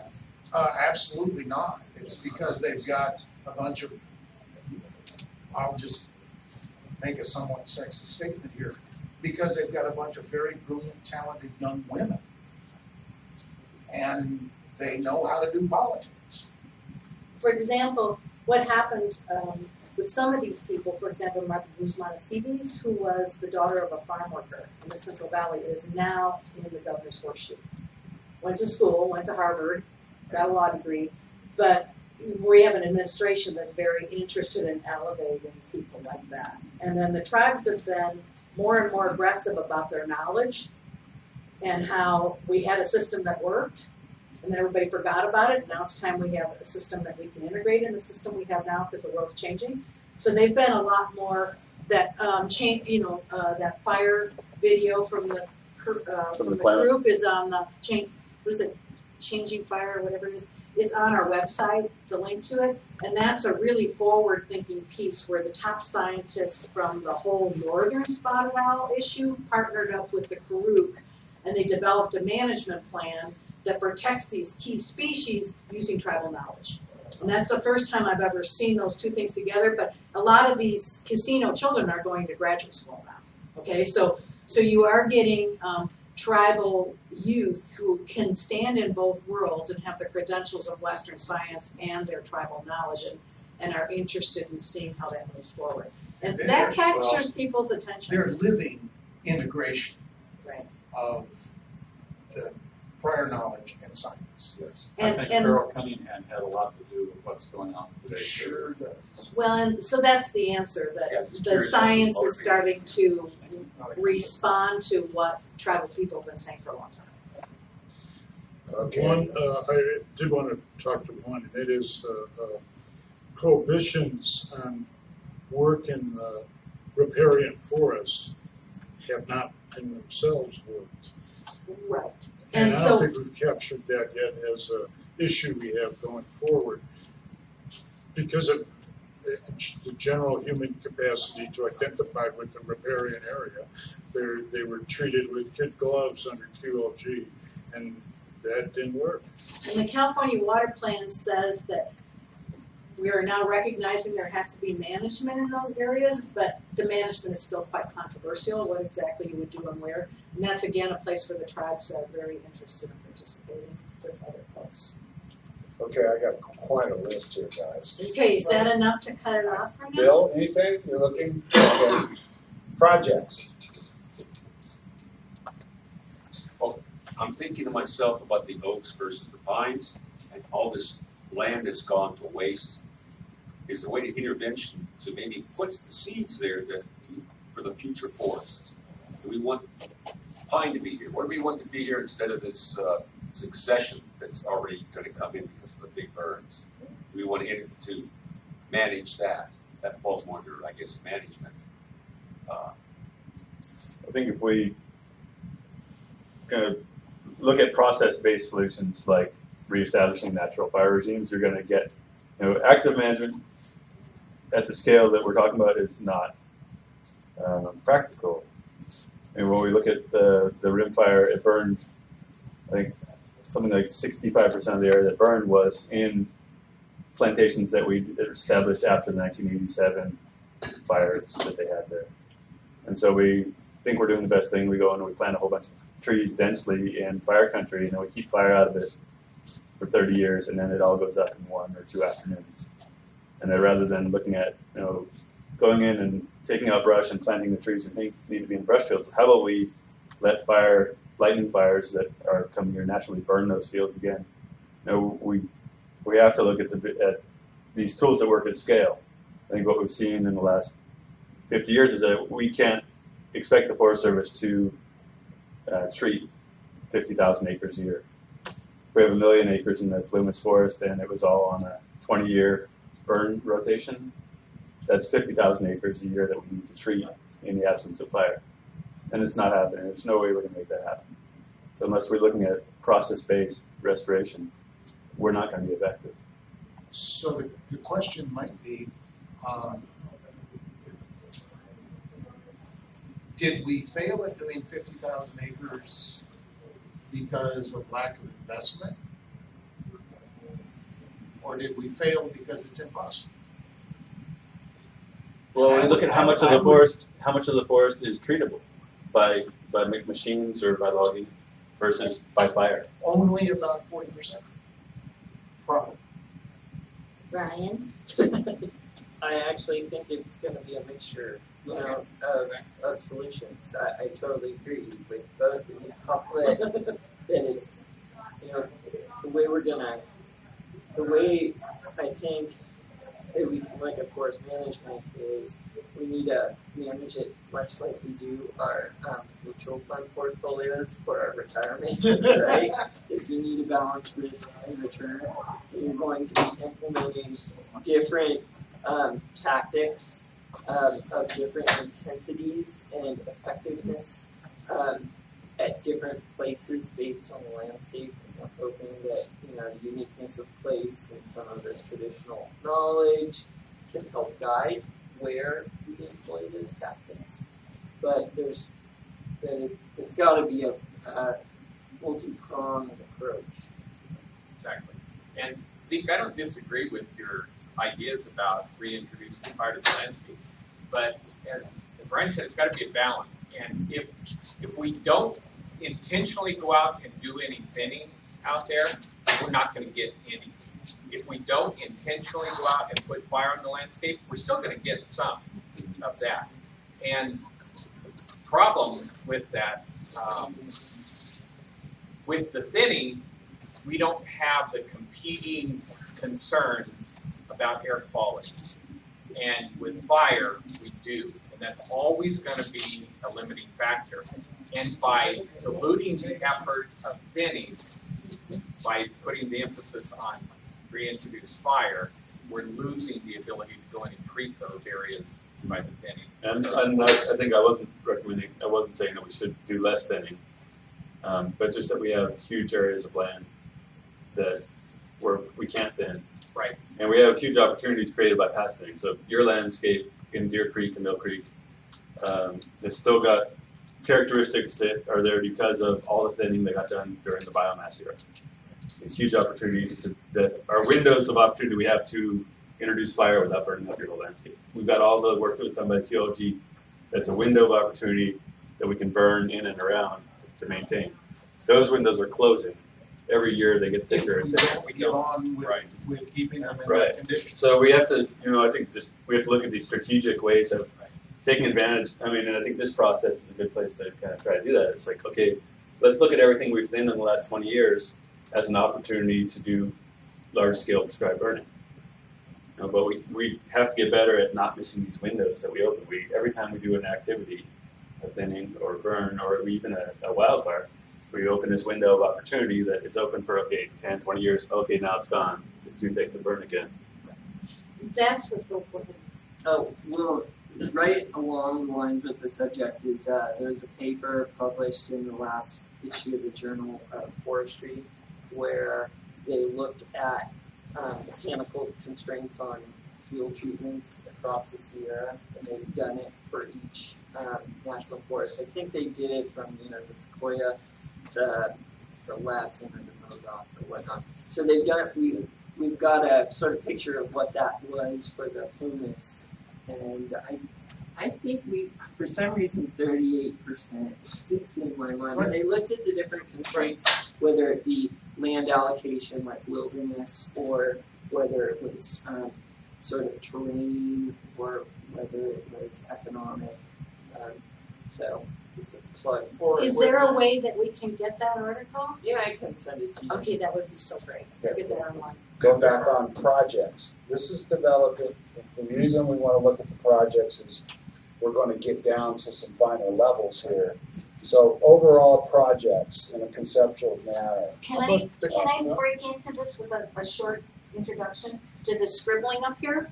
And this is what I learned from listening to you guys and all your other meetings, that if we were to think about some strategies, some basic strategies that Z could start helping us map, then projects will either be distributed on the landscape or good places to start thinking about these strategies or work that you're already doing. It gets to a bigger thing that we get down to projects with. Or we can do projects and hope that when we look at all the projects, we get to a strategy, right? So there's two ways of doing this. But what I heard from sort of the bales kind of whole, let's strip cut and patch cut in the snow zone if you're really after water. We have a snow zone that has these, what I would call tails, that go on the north side, the northwest side, the northeast side. When you have a snow that are lower on those sides. But basically, as you're above 6,500 on up zone, or maybe 6,000, and that's going to be a certain kind of prescriptions that may not be the kind that you use in the lower zones. Okay, and then there's this idea that we have these ignitions. A lot of this came up yesterday, and that the railroad and highways, of course, are enormous sources of ignition. And then we had something that came from that Chasing Fire video from the Karuk, which is this ridgeline prescription that they were very involved with, which is a dry lightning prescription, that you really had to have a network across these ridge lines, hopefully associated with roads, so that if you caught an ignition, you could keep it on the ridge that it started with and it would just take off on you. Okay, so that was another thought. Then we've been talking about this critical habitat buffers. That no matter what you're going to do inside of these habitats, that you want to protect them from catastrophic fire. And that might be an approach that you go across the landscape and you look at once you have done as much mapping as is reasonable to identify these areas, like springs and seeps and aspen stands, remnant large trees, those kinds of things, and in your habitat for these species. And then you have the WUI, which is, the urban interface, the urban forest interface. But the buffers we were using seem to be not big enough for the fires that we're experiencing. And then we just got to talk about that point, right. Why and if. Right, but it was just sort of this idea that if you were looking at the landscape to help us with Zeke start laying this thing out, and then you have the last one that came out of that Chasing Fire, which is the biggest reason we don't burn like Florida burns, is because if it gets off your property, you're liable. And what they did in Florida is they changed all that law. Well, this is California, good luck. And so what I was thinking about is maybe there's these fire liability kind of property line buffers that we have to think about. So if we introduce fire on one property line and it gets across another property line, you don't lose everything you ever had in your life because you did that. And so that was just an idea of one way to think about projects, or we can go to what you're already doing. We've got a pile of projects yesterday we could start with that were, so. But, you know, I always boil it down to, on the federal lands, we ought to complete the fuel rate system that was defined in the QLG Act. There's 100,000 acres left to do, whatever, and that ought to be completed. Right? I'm federal grant. You keep talking about something that happened yesterday. What? Oh, it was the annual meeting where people bring into the Fire Safe Council, this is just the Plymouth County Fire Safe Council, their projects. Yeah. And so it's really fascinating. People are doing amazing work. They've got really good things going. But I kept going, okay, if we have to take this to a higher level, like Mike and I are going to the legislature, what is this a case of? What do these projects tell us about a strategy, or about how you'd expand this to the National Forest System or down the Sierra, or how would this look? Because they don't care about a particular project, they care about what a whole bunch of these projects do in aggregate. Do you understand it's a different scale? I want to mention one thing before we break for lunch here, that I do have a small project going on my property with SPI. We planted a bunch of different species of trees to see if they would survive when they came in and cut trees over the boundary line. So we are looking at, and it turns out everything that they planted is growing. But I think, and Mike kind of agrees with me, it was, when they planted, there was a critical rainfall that came, at the right time. So we've got sequoia and a bunch of other stuff that are growing on my property. They're only about this big right now. Jonathan and then Michael? That would be about 5,000 feet. When you look at the array of just those issues, there are hypotheses that you could generate out of, and sometimes 2 and 3 hypotheses. And out of those hypotheses, circle right back into projects which require some monitoring and supporting the monitoring. So it seems to me that the focus, we buy into those, I'm sure we can generate some additional ones. If we're talking about a systematic approach in addressing the array of issues, we ought to be identifying a suite of projects that begin to respond to the questions that we have about the system and the management objectives that we're trying to advance, such that when people question, we say, we've got this thing, we're monitoring, and we're simultaneously working and responding to some of the questions, classic adaptive management stuff. But it is thinking about it systematically. So hopefully, here's a vote for not just going with what we got. Let's look at what we've got and try to systematize, and then think about what we need to do in terms of answering the critical questions that are inevitably going to come up or that have already come up. Michael? Yeah, I agree mostly with what Jonathan just said. We're not going to get there with individual projects. In the same sense that we dealt with the fire problem, started out relatively uniquely by trying to talk about pace and scale that would be necessary to arrest the fire problem. And that's where the 50,000 acres came from. For the water industry, which is where all the money is right now. I hate That's why we keep talking about that. But for the water industry, none of that stuff up there is going to be appealing. At this point. Because it is not the appropriate pace or scale to deal with the increasing droughts, the fact that everything's moving upslope, the climate change. So what we have uniquely is the ability to assemble all of the parts. And we do have a ton of science. It's not enough, but it does give you an idea of a scale. So I want to do the scale here. The scale is that 80% of the water in California comes out of the Sierra or the Cascades. Correct. Now I'm only doing that as developed water, because obviously on the North Coast, everything goes to Do the they ocean. call it surface water? Is that a useful? What? Do they call it surface water?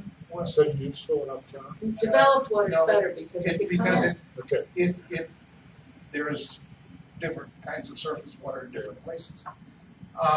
So what we need to do if we're going to be a pilot program in which significant money is placed is to have the large scale that would actually result in something if we're right.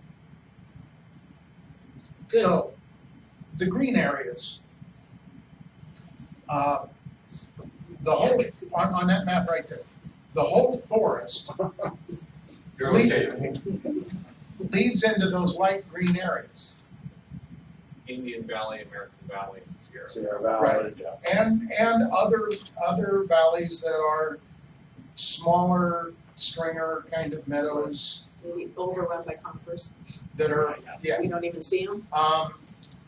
You can take, when the library group program ended and they began to take the $25 million that was supposedly coming here to these two forests per year, that's just about what Senator Feinstein directed to the UC Merced project with, it was becoming too controversial here, so she moved the money. And the money's gone into science. The science is okay, but we're in these droughts in the meantime. I mean, the Delta is the most studied scientific area in the United States. And the critters are dying because of lack of water. The water comes from uphill. So our advantage is what I would add to 1, 2, 3, and 4 over there, and I might just add it to number 4. The wildland urban interface, which is appeared out of some jargon somewhere, is a good idea for fire. It's a terrible idea for water. So I would like to put WWI, which is the wildland water interface. Okay. Because when we sell that idea, now it becomes a matter of projects. Yeah, that's not World War I. Maybe somebody should handle that. That's right. Okay, Jonathan, I'd like More you to say fiber. something, and I want you guys to. I'm not happy that we've got enough projects. Okay, We've Randy. talked greatly, but I need some more projects, so I don't wanna leave this, Leah. Okay. I've been to all these work group meetings, you guys have put a lot of ideas, I've typed a lot of enough words here. Projects, what kind of projects? 50,000 I have some acres. projects that Okay. just- Studies, even if they're studies we can break, but we're not done with this. No, I no, no. don't think Okay, we've got it may yet. I suggest that Jonathan says something, we get some pizza, and then we continue with this, and then we have enough time to have Burkhard make his presentation. You need what, half an hour? Pardon? About half an hour. Does that work? Sure. We beat this to death for another half an hour, we get Burkhard to make his presentation. We set a new date, and you're out of here. Okay, lunch. Jonathan, lunch. So Randy, let me first respond to your comment. I think we're gonna get there, but I think what the conversation is really critical in terms of identifying, basically bounding what we're talking about to some degree. So I think it's really important. I'm not saying you're suggesting that it isn't. That's why I'm typing so much. I'm not capturing it all well, guys, I'm trying.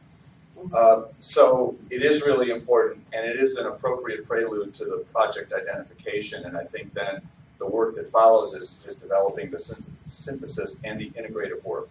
I want to say, just respond to a couple other things. Michael mentioned scale. I think what we're going to start, we are seeing now, we've talked about it enough, the perfect I should say, the appropriate focus of this is watershed, we're going to start seeing the boundaries melting away as we really talk about watershed. So it isn't about just the Forest Service or Collins or something. It is about the watershed, which then, and I think we all have that implicitly, but as we point to an ownership, it's really key that folks are saying it is about this integrated landscape. That's the all lands approach that we're seeing more of. Let me say something too, as we say only 40%. It is interesting that increasingly, as Collins has demonstrated, they're going up to 55% slope. And as we look at areas and we really want to tackle some of these issues, I'm guessing that we're going to be moving beyond 40%. That may be blasphemous in some ways, but I think the reality is we don't have much of a choice across the landscape, so long as we're responding to some of these other concerns. It isn't just about massively treating. And when we talk about science, we have to blend science and practice, so they're not just science projects for the sake of science, but they're actually practicing things, and that there are outcomes that come from that. Lastly, I just want to, one of the things that struck me was when we had that fellow from DWR, and he presented all his pixelated map, and he said, we asked the question, so how much of the water do you think you're actually incorporating in your model? And he said 45 to 50%. Thought, really? And they're making predictions and they're utilizing that and relying on that, which is to say, somehow we got to get to a picture that gets to 80 or 90% of that to really reflect and respond to the issues that are being raised. So great, they're getting 45 to 50 you have to start, but we have to figure out how to move it beyond that. Okay, lunch. Ready for lunch?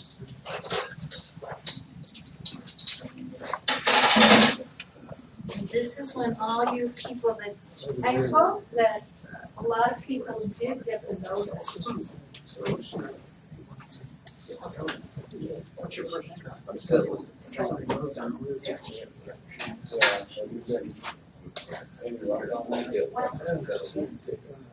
One of the things that's going to happen now that we've moved down the process. We've got pizza for thousands. Oh, really? I've got a major I'm going to try to get those contracts set up and down. Well, here, this one's for us. Sierra Valley people understanding that that can benefit them with the ground water. So, yeah, I know. Pretty good. What they got is Not too bad. the Santa Ana River, which is the equivalent of, for us, say, the North Fork or the Middle Fork Drainage. And she'll be more nuanced. in those rivers, they have their sewage treatment. You know what we're finding? They've been growing water in sewers, which has caused all kinds of, but you know, near ocean. So they decided, they came up here looking for a way it came out of that. So now They got something else, I would guess it's a big deal. You say that all the time. I was encouraged by that conversation. The way across the There's a smaller, but they both yeah, they were deputy directors, board directors, community leads. we need that energy because projects But it runs. Well, Great discussion. I saw 30 of them yesterday, so we were. I had about 4 or 5 people. I know that there's their projects that maybe 100 yards, we can just say fire safety council. Studies, that's gonna be tons that they've done on both sides. I will make sure we can. Okay, so we have, he has a thought. This Storage service, where's your desk? And they This put is it celebration. Oh, yes, did that. Celebration. That's located on. I'm gonna fill that is for Yeah. They asked me about 10% on the campus. Because they And I told them, And so then they fill in our water, they tell me less about that you go. And recreational facilities. Then on the other side, another quarter mile is another set of ponds, on both sides, all the way down to the sewage field. So that's the thing, Clean yeah. water, more than things like potable standards. Probably because across the street from the sewage treatment plant is water. I have to go to another meeting, otherwise it will go. So they Well, whatever. take the surface water out of the So, freezer, you know what I want? put it inside. It sits into the aquifer and the real issue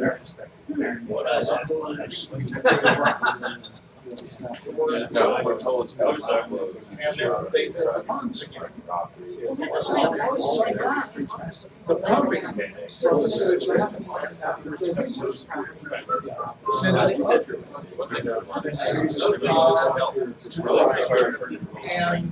and stays there for a year. And then they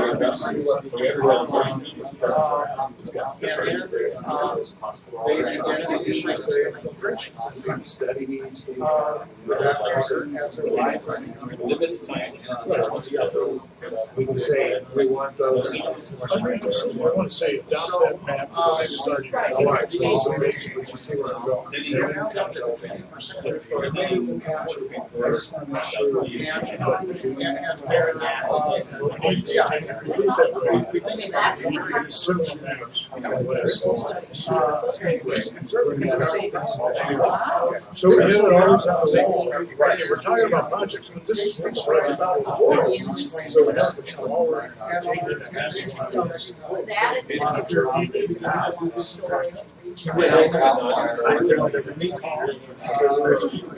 and in Japan, Depends, but we're finding out so they're far, not. that's why you get now. They are not. They're taking their water. What I'm talking about here.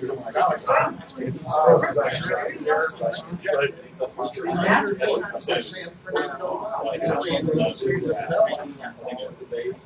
area. Okay, so that's good. So that's a But underneath those, the plan is No, I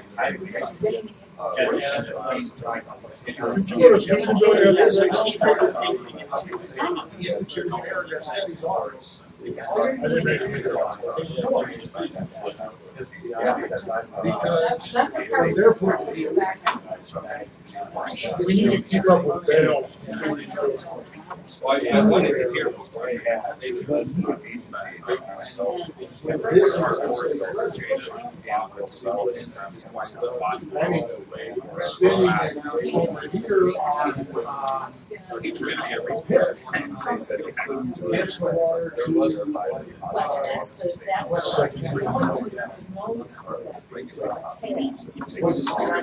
But this has so many challenges. So,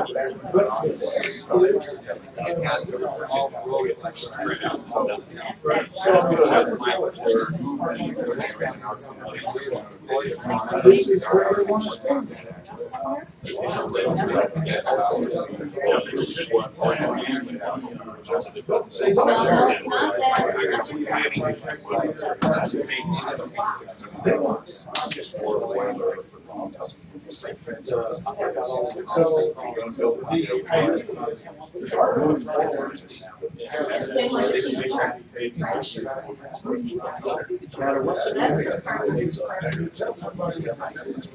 That's why I do this. Yes, we said it actually. So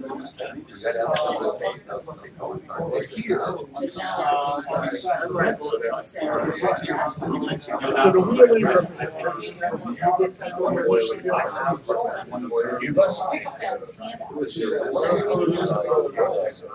what it Um, is.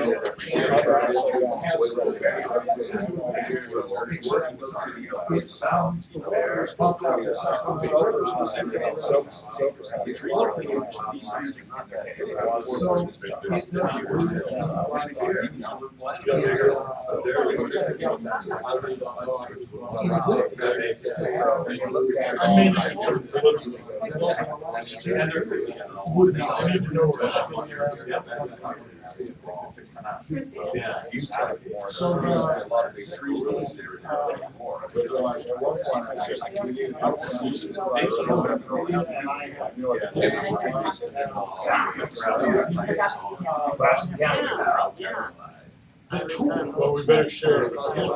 We have to.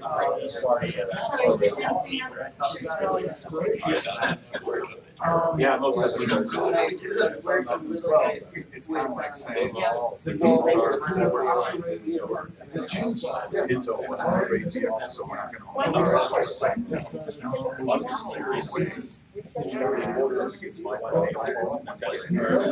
And then I have to over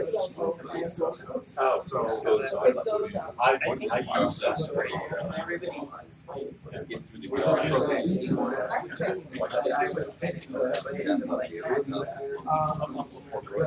So this was the actual.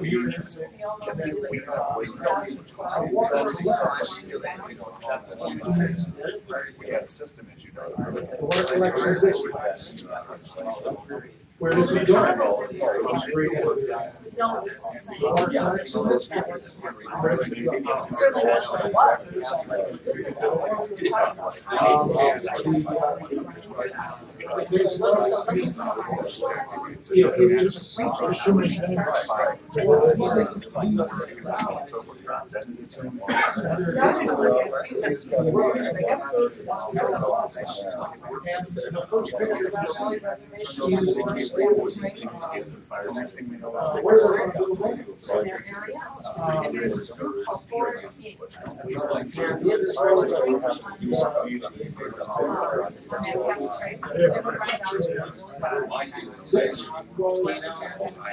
But just because we got one right now, others are already saying I gotta tell you, I've been telling you all 10% more, you can get there was a lot of clients,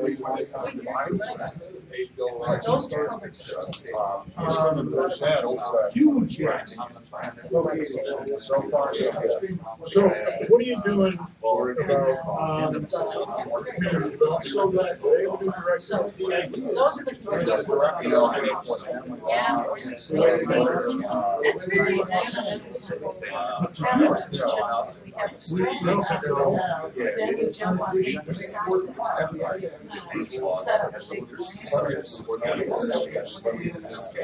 Do you think you can get up to speed? Construction projects?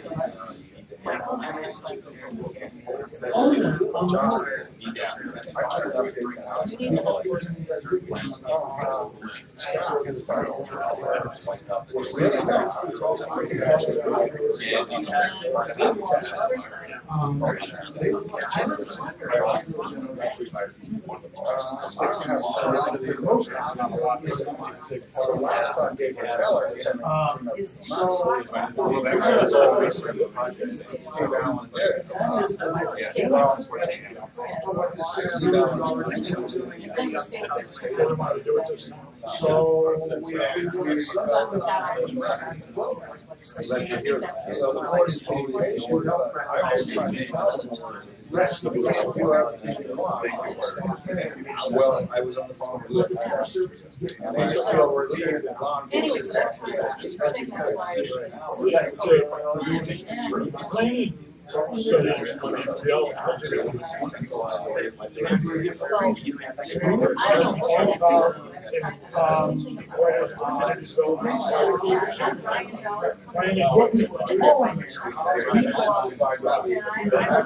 That's what everyone was. Yeah, Brian. Planning director's got. Either way. I'm not another I will consultants. I think there's something helpful.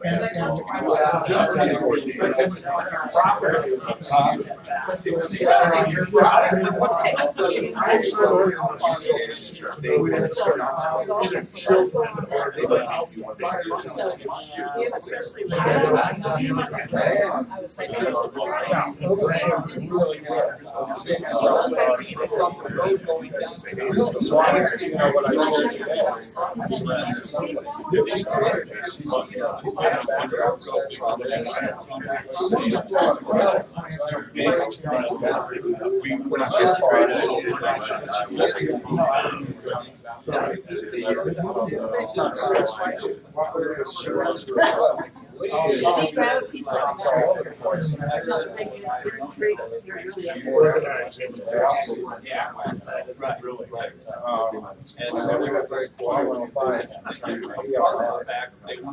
That's where I've been.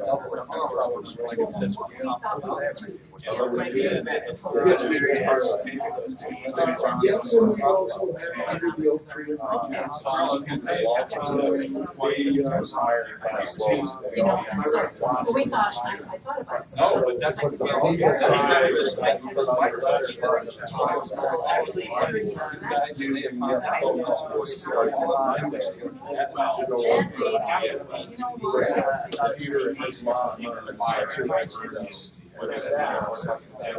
Make sure we all start together.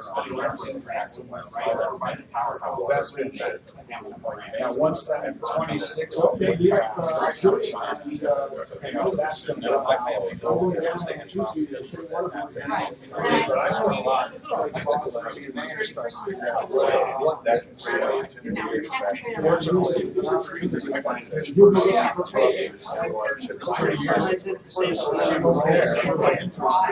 Not cheap. Give me a good I don't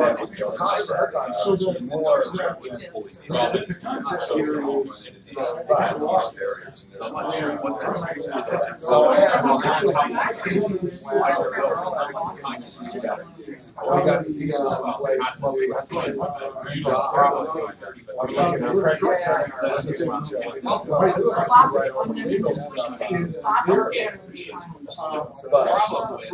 That's not really. But you understand what I'm trying to do. Once that happens, we got pieces in place. The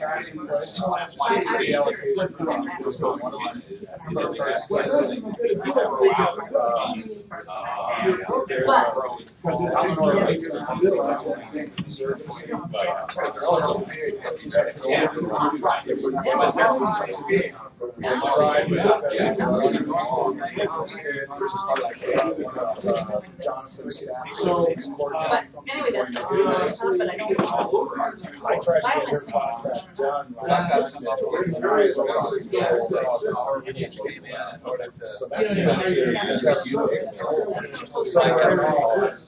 Which is not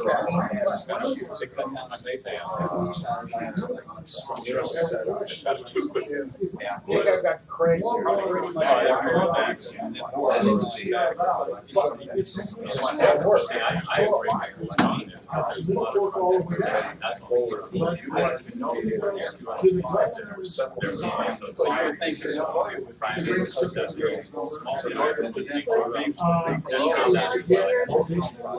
want it on the list, yes.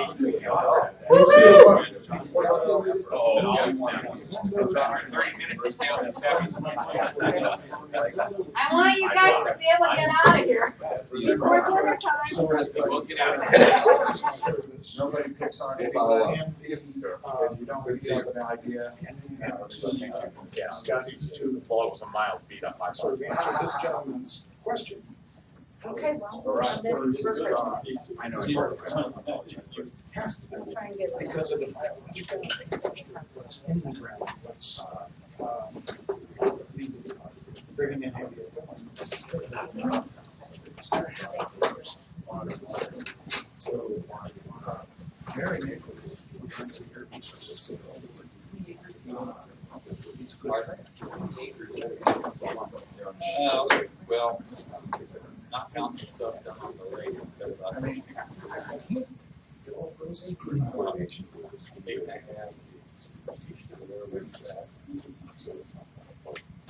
that's kind of landlocked.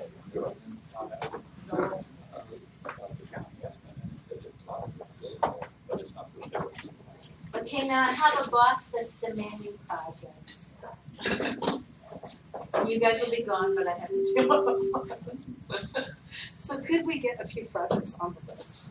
On the map. On the map. We got, these maps are intended to be drawn all over. So we got all these Sharpies here. And we'd like people to draw ideas for larger scale projects. If you have areas you can think of where we've got opportunities to do large scale thinning, burning. I think it's much better done if you have in front of you what's already been done. It just is too much of a Skinnerian box.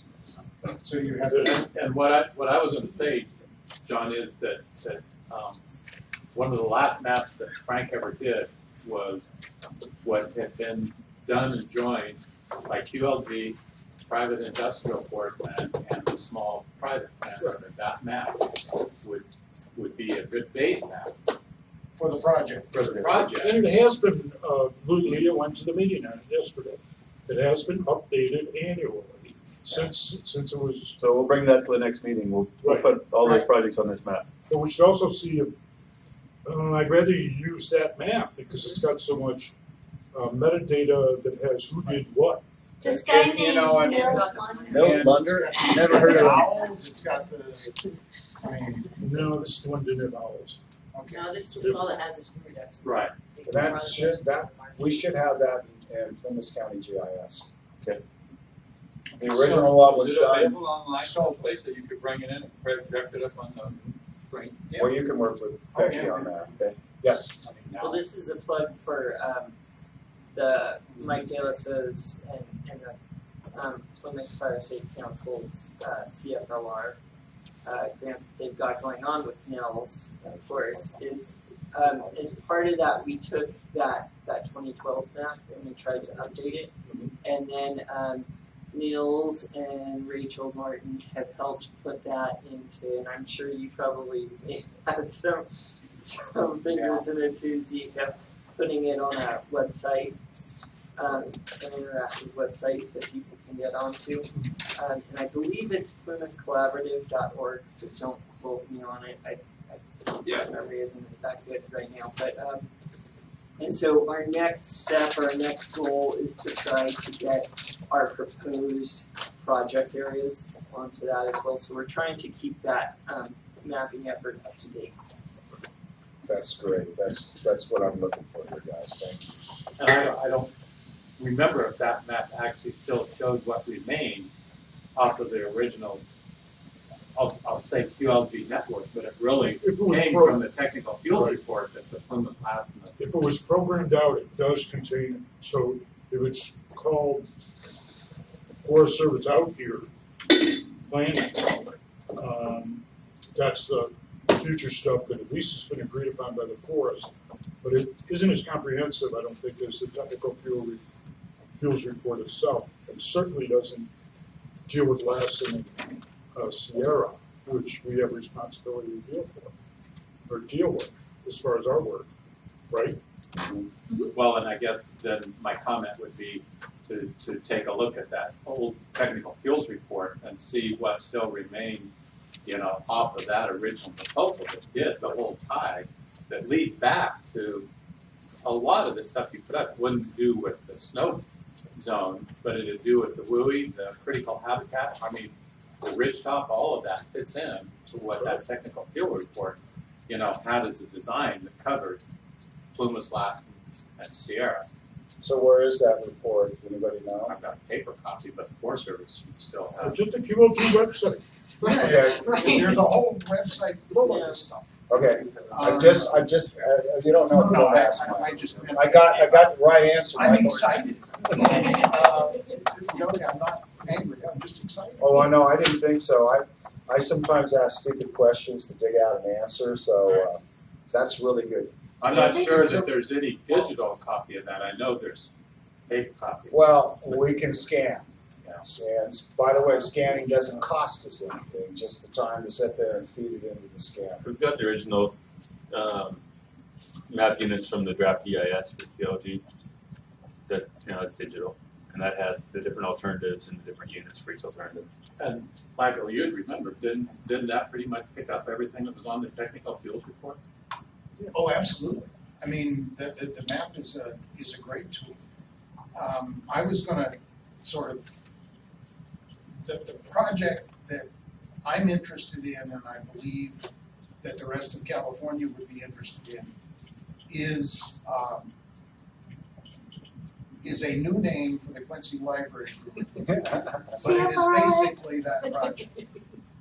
And that extent, and that pace and scale, because it fits the water timetable exactly. Wasn't designed to do that, but it turned out that we didn't know enough to realize what we were designing. It is the project. And I would call it the State Water Project Adaptation Project. Plus that completion map should meet part of what you were asking, on the age and still the possibility of what hasn't been underburned and those original thinning projects, plus what the forests have. I would think they've got a record of what underburns they have done and stuff. So that would lead to a lot of, what still would be remaining there, maybe like natural fire or what's still left to actually use prescribed fire on acreage-wise. Study projects? Anything else is, all of the little projects that people want to do can fit in as the first year of that project. Okay. I'd like to use LiDAR imaging to try to map the margins of our major meadow systems to look at meadow encroachment. So you can, with LiDAR, you can see through the canopy and get really detailed topography. So we can map the extents of, say, the mountain meadows. How far did they feather into the existing woods? Can we combine historic photos with LiDAR and come up with some? Okay, we want to do a buffer out, that's within 10 feet contour of the actual meadow or something like that. But to come up with some basis for identifying potential historic edges of meadows. And Randy or whoever the other source would be, because I know Jay just went up there, so I'm sure he was putting some of his current plus future projects, but getting with Beatty and Soper and Collins and SPI to also, see what they're looking at least currently and for the next few years, because they plan ahead also. Be sure to dovetail on that day that Mills has, because right. that was Well, all, not everybody was there yesterday, but boy, that's, It was impressive. there's a lot. To see how much everyone's really doing. Were they doing it on a paper map or on a projector? He had some individual PDFs that people brought maps, and I know he's got this on the wall. I don't know how he's gonna layer, but people were sending files, Yeah, that's the way or it's J files. being done now. You know him. I see once in a while. Just one more round. Any other projects you can think of? Well, I'm not sure what you mean by projects. You mean like, let's go out and thin some trees. I'm not sure what you mean by that. Okay, a project would be maybe acquiring money to do something. An action, it could be an Well, then, before you do a project, I think you got to do your homework. That's my perspective. Homework being, if you're going to go do something, you're going to thin trees out and reduce whatever. You should be thinning out for what's the forest going to be helping with. What's the future going to be? You can go get sediments from meadows and find out if you're going to create this. We want a meadow here, but the next climate's going to say no meadow here. So I think we need some data to give us a better direction and make this thing refined. Sure, you're going to thin the forest out to reduce the fire, but maybe we should be thinning certain trees out more so, and find out what the history is of these trees. What grows here during different water regimes? Like we have all these droughts, a lot of times big, huge droughts, 4 or 5, whatever year droughts, 30, 40 years, are followed by big floods too. Which if you're gonna capture water, it seems like that's what you We want to need the do. flood, right? I mean, Yeah. but the flood's gotta go into the ground and not over the dam. Right, yeah. I mean, 1997, they were within 18 inches Losing of all. losing Oroville. And it would have been a lot better. If everything Yeah, our problems would be over. was wet, right? No, I would get my salmon back, wouldn't I? Yeah. But Senator I know people in Yeah. All right, I saw a couple of hands up. I wondered about the educational component, telling the story of all this. Is that built into this whole process? So that the public can, there's something out there that I could go out and share a story to. Simple. Didn't we have it as one of our We did. deals? So, I just want to add that piece on. Okay, saw some other hands? Well, I was just gonna say that when we were, I think, talking about, the design from TLG and stuff, within those, there were prescriptions that talk about oak enhancement, the aspen enhancement, the stream restoration, meadow restoration. So that plan and design also has a prescription of how to get there, which I think includes a lot of what you're. Yeah, well, that's what I was saying, we should have some kind of data driven as opposed to, we want an Oakland here, but what would it look, how would we have the data to prove that it should go there, and how would the composition would be? one What of little data may be out there, I don't know. That was a lot. one of the advantages of using the same land base is that it's the only one we have, of course. But there was a lot of work done in regard to songbirds, in regard to small mammals, in regard to fisher. Not enough, but the point is, you can actually begin an answer to a question. Ryan? Okay, 3 things, and I'll try to keep it short. The first thing that I think that our region has as a strength is because of QLG, we've already had so much work done, and that's why I think there's so much excitement about the map showing what's been done already. And I think that puts us, if we sell it correctly, it puts us light years over some of the other forests. Any other in competitor. Nevada. Okay, so that's number 1. Number 2, I think when I'm thinking of this, one project I think is going to be hard to sell at any rate, even if it's a big landscape project. I think the strength that we have here is the accretion of the projects that's happening both on private land with, whether it's industrial timber forests or non-industrial timber forest lands or Firewise communities coupled with the Forest Service. I think that's our other strength here, is that we can not put a project forward, but we could put together a program that has, a whole cumulative effect of projects. So I think we can support each other in that regard. And then the third, I know the Forest Service would be more than willing to share its out-year program of work. In fact, that's part of this whole collaborative effort is we'd like to start to get public input on our out year, not just, putting out a proposed action of things that we've already determined landscapes we were going to treat, but putting out those out year projects of saying, hey, look, this is where we think we're going to be going in the next 5 years. What do you think? But one of those large projects that we funded to do a rapid landscape assessment on this year is what we're calling the Middle Fork, which basically we've taken the watersheds from Oroville Dam all the way up to about Jameson Creek. And we're doing a rapid landscape assessment on that stretch of the river, which also coincides with the scenic portion.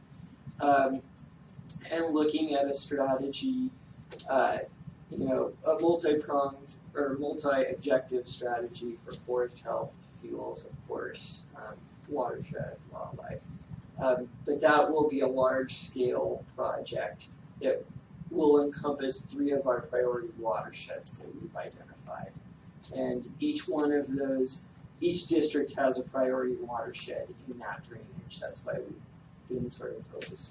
And it's timely in the sense that since QLG's demise, those lands which were formerly off base from any kind of timber program whatsoever are no longer, at least in theory, off base from any timber program whatsoever. Now, the development of projects is obviously real critical, and the treatment's real critical, but it's an opportunity that the forest has now that didn't have last year at this time.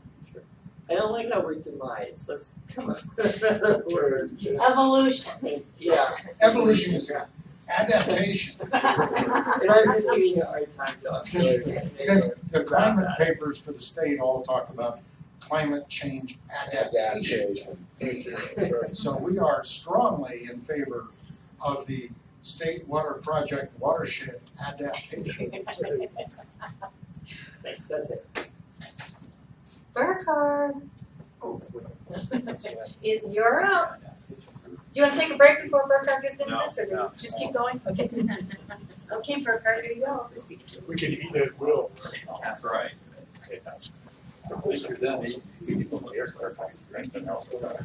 So just in your handout, I wanted you, there's a handout that's on the old QLG kind of last 2012 ideas on water and what some of these hypotheses might be, and we thought that was probably a good place to start. You'll notice how dated it is because it's called Department of Fish and Game at the bottom.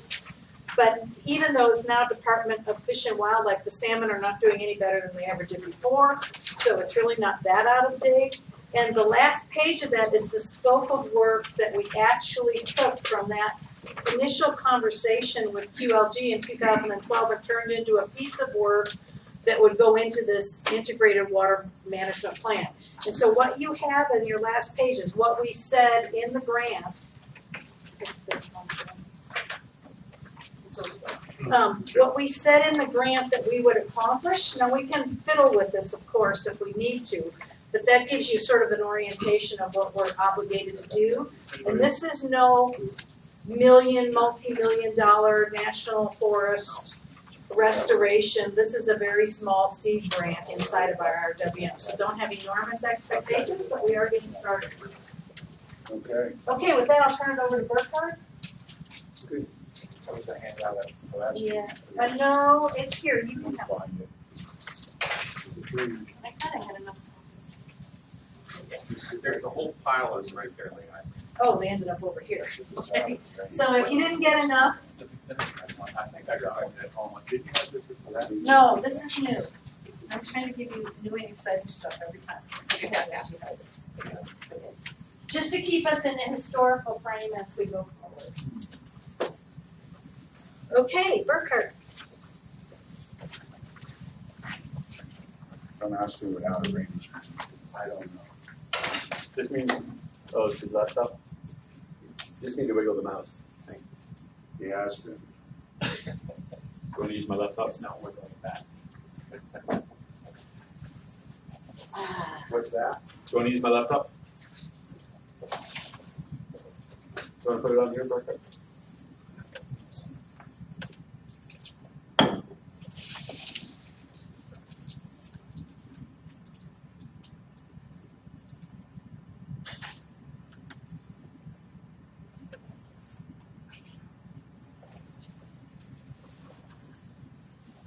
Yeah, you might as well bring it. I should let you dark. This might not be working because something's in the way. Thank God Steve's here and Randy's here and everybody's here. Probably,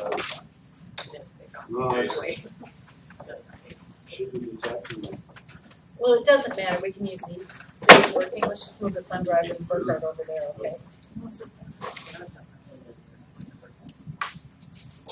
Oh, now I did something. Oh, I No, it's doing it. Now it's doing it? Okay, sorry folks. Oh, this is so things for. You have the flashback?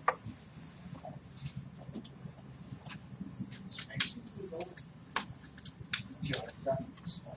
Yeah. And it's amazing how much they have.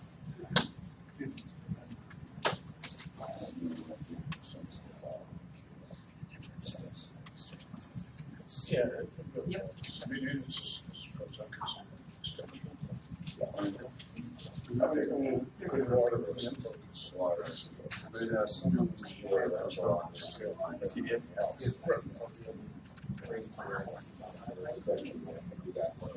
Okay, we're back on roads. Makes sense.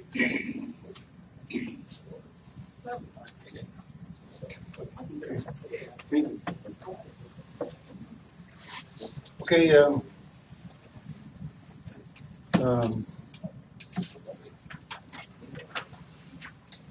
Leah asked me a few weeks ago to give an estimate about how much water is involved in canopy interception. I did a few years ago. I did a little study for the Uplands Watershed Forum and got some on-the-ground results. I want to talk more about that later on. But this little memo that I put out was kind of grew on the spur of the moment, and it was just meant to be just like a little survey. This is possible what might be out there. And if I look at it now again, I say, whoa, I hope I didn't overstep my boundaries. But it's always as a researcher more comforting to be more conservative on these numbers. But anyway, I got involved in this whole question from the standpoint of the groundwater hydrologist because where's the page?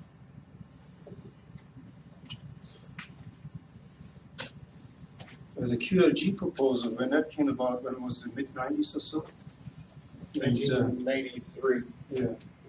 When I attended one of the meetings and I learned more about it, I have several light bulbs going up in my brain because as a hydrogeologist, I've been always quarreling with the issue about groundwater recharge. And it's probably one of the most challenging questions to be resolved in the groundwater hydrology business. And I just remember debates going on when I was in graduate school over many Bloody Marys in a conference room at DRI in Reno, trying to figure out how much groundwater recharge can we really pencil in for these mountain ranges in the Great Basin. And out of that just grew the so-called Maxey-Eakin equation, which I don't think has ever been written down. It was just a rough ballpark estimate in order to resolve some other problems. But the problem has not gone away. Many people have tried their luck on trying to work more accurately with these numbers. Anyway, the QLG proposal just kind of struck me right away. This would be an excellent example of studying groundwater recharge. And on a very big scale, on a scale that you might really see an impact. And so, in the meantime, So let me get a little history here. This is the proposal made by QLG to somebody that didn't get funded? Or did get funded? What I saw was 50,000 acres per year thinned out. Yeah, that was the proposal. Okay. And that's where the light bulbs went up in my mind. I would love to be able to collect some data from that. Anyway,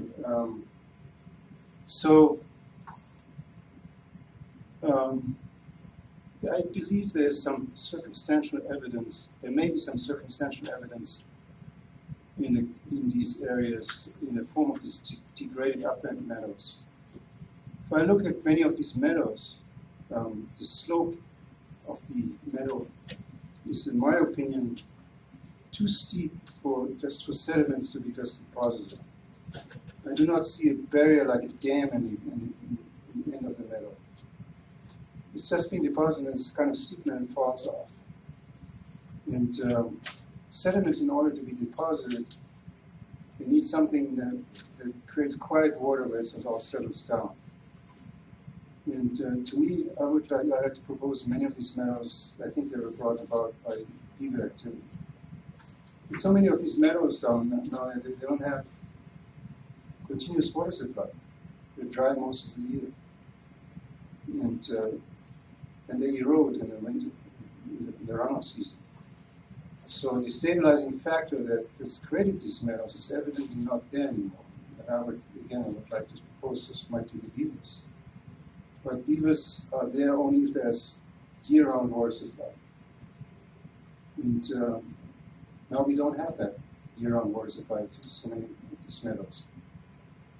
So I'm tempted to hypothesize at one time we had more water in this landscape, just based on that. I think it would be very interesting to run a study and look at these meadows, what their original function was, how they came about, what the history is, when they started being deposited. There's many, many, many questions that could be asked for this. And so that's just as a little feeder. So from that standpoint, well, the interesting thing is sometimes you see trees growing right in the gully of some of these meadows. And they're probably about 100 years old or more. Big ones. And so maybe there was something else going on before the policy started with suppressing fire in the forest. Anyway, something to be thrown out there for the researchers, maybe the graduate students, master's thesis or so. Okay. Now I will jump in. There's a meadow in the ranch I was involved with in Valley County, lower elevation, and there it's degraded a little bit, the stream. Way down deep, there's this big oak tree coming up, and you go, how long has that been there? It's a blue oak, so it could have been there 200 years. You don't know because they don't grow very fast. So there is that question in my mind that you brought up too, is when you have these trees and these degraded streams, what really went on? Anyway. Yeah, we should not forget that the beavers were trapped out. I don't know when they were entirely trapped out, but it might have something to do with that too. As early as 1850s, 1900s. Well, anyway, it looks like there might have been more water in the past than in the present. Now, groundwater recharge. That's the two statements I put up there. Forest canopy affects water balance, and there's no doubt about that. That's been studied all over the world, over and over, since more than 100 years. And they all came back to the same conclusion. Most of these studies were done with the possibility in mind just of clearing the entire watershed to maximize the amount of water getting out of the watershed, including taking out the riparian vegetation and so on. And that's, of course, being discarded as a practical solution. Now, the next one, does forest thinning enhance stream flow? I would just say the other way around. If stream flow has been reduced because of the increased canopy density, the other way around should very likely produce an increase in flow. Many studies have been dedicated to that too. And the results are kind of diverging. And I want to talk a little bit about the possible reasons why these studies came up with so many varied results. For the sake of this, We'll put this on the web, by the way, this presentation. not until I review it one more time. Okay, well, someday we'll put it up on the web.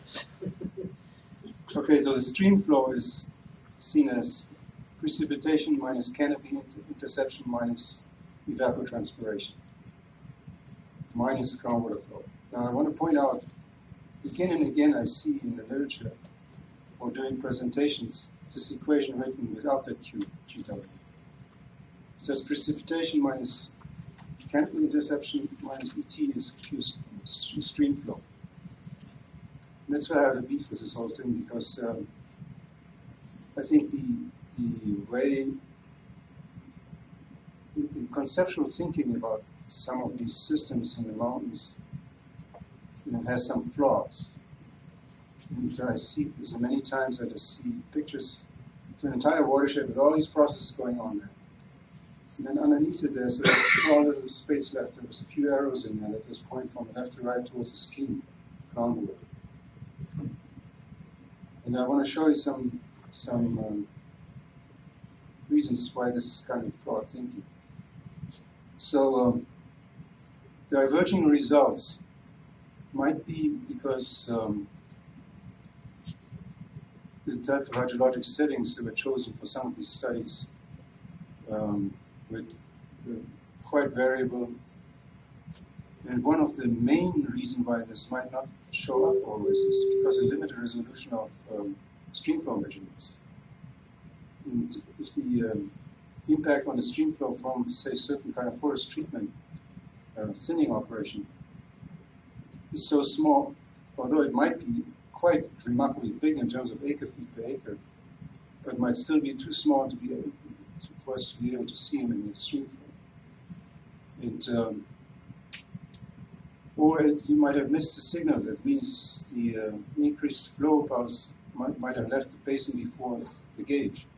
It might have gotten into a deeper groundwater flow system and just came up somewhere else. And another possibility is groundwater storage absorb the signal, because you have a certain hysteresis effect, so to speak, in the system that you put the signal into it and it takes a while for the signal to come out on the other side. There's a storage requirement that has to be satisfied. Is everybody with us so far? Yes. Okay. I haven't lost anybody yet. Okay, now the easy one here. Through-fall study. What happened in these meetings, I must say, I just got virtually fed up with all the meetings and assertions and hypotheses that were being floated around as facts, observations that were somewhat discombobulated. And one day I just walked home from the meeting and I stopped by the Safeway store and bought 2 cases of mason jars. I put them up under the trees in my property and just watched what happened. It was obvious. Don't we all stand under the tree when it rains out there? Yeah. So there must be an impact. And so I did a little pilot study first, wrote that stuff up and gave it to John. He seemed to like it. Gave him $1,000.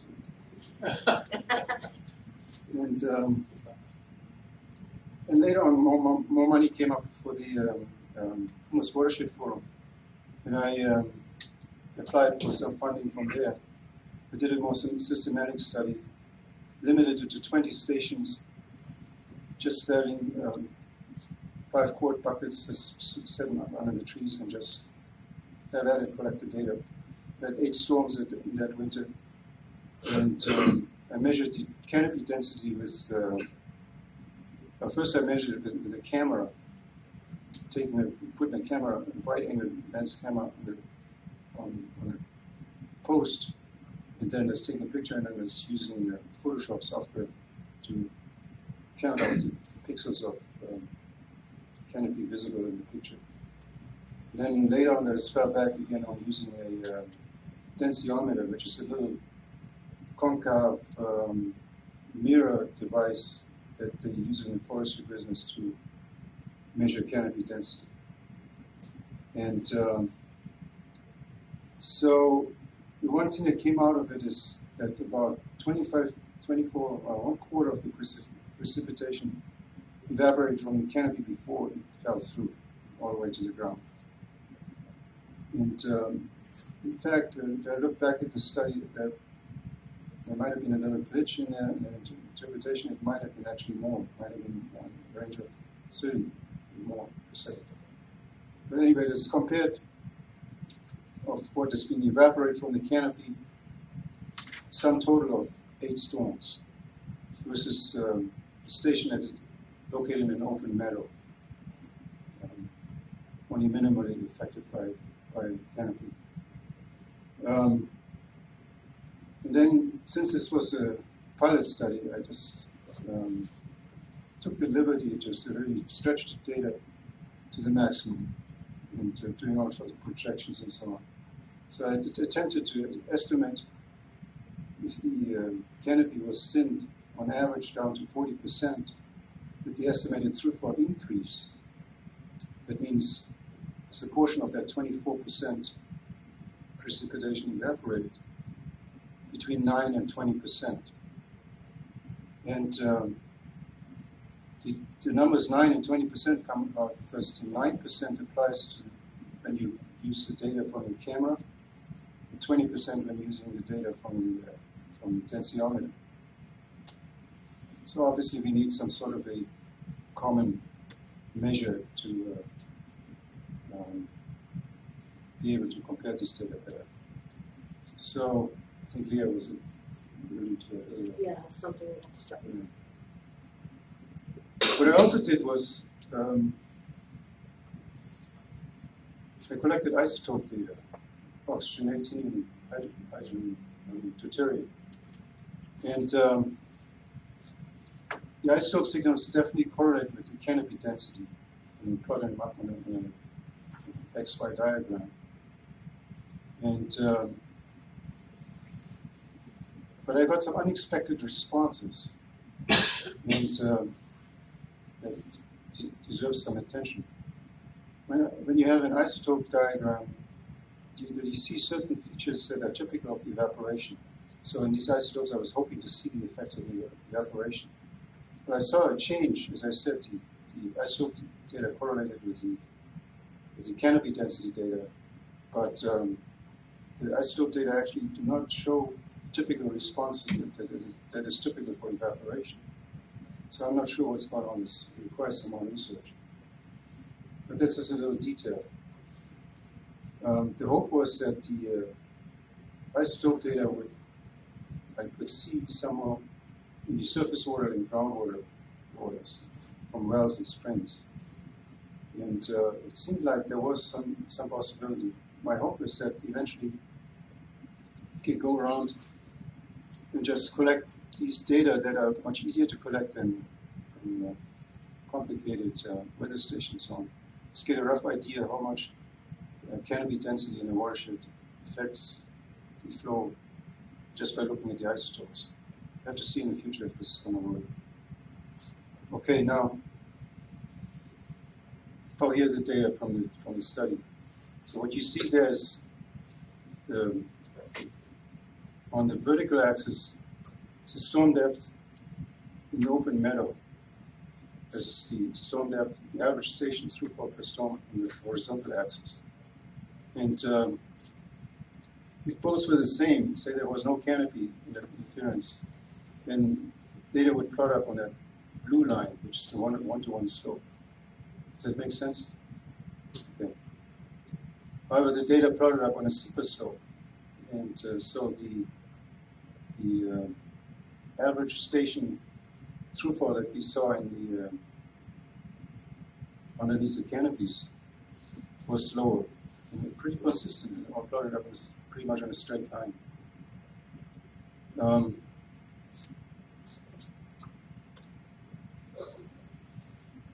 Okay, here's a picture of the correlations between snowstorms, rainstorms, average throughflow, and the canopy density. Canopy density on top, in blue, and the rainstorms on the purple, the one in the middle, and snowstorms as a green line on the bottom.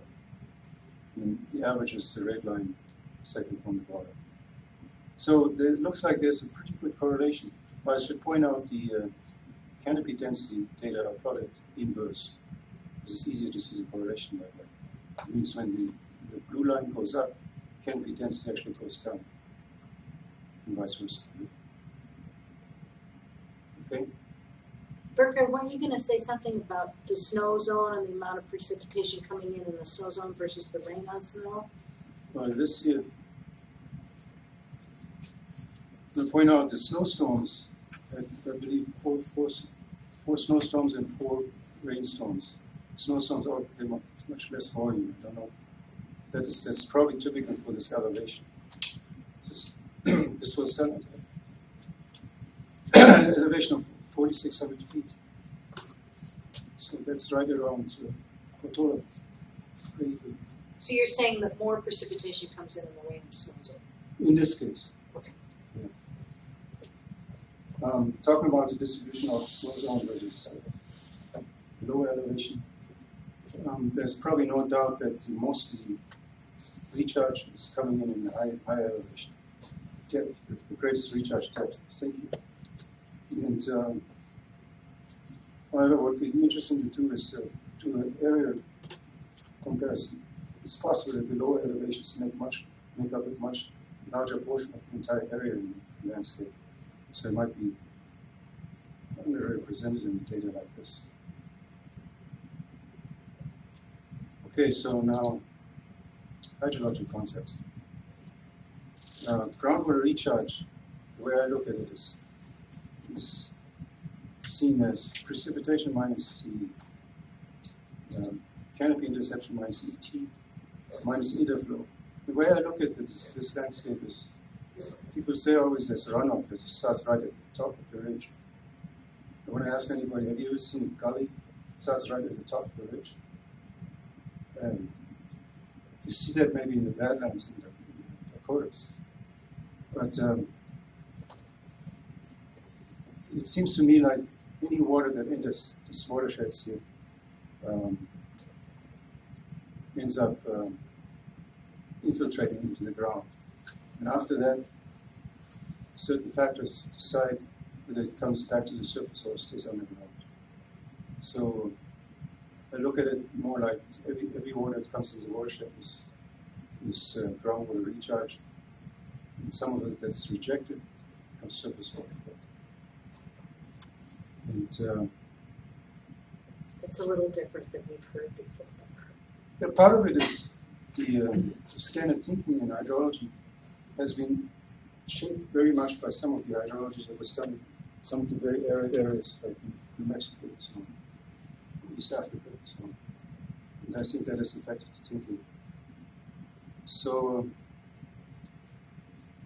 if we say it's groundwater that goes into the ground, then it emerges in local springs or in a stream nearby, or it might just go further down, discharge in an area much farther away in a higher order stream system.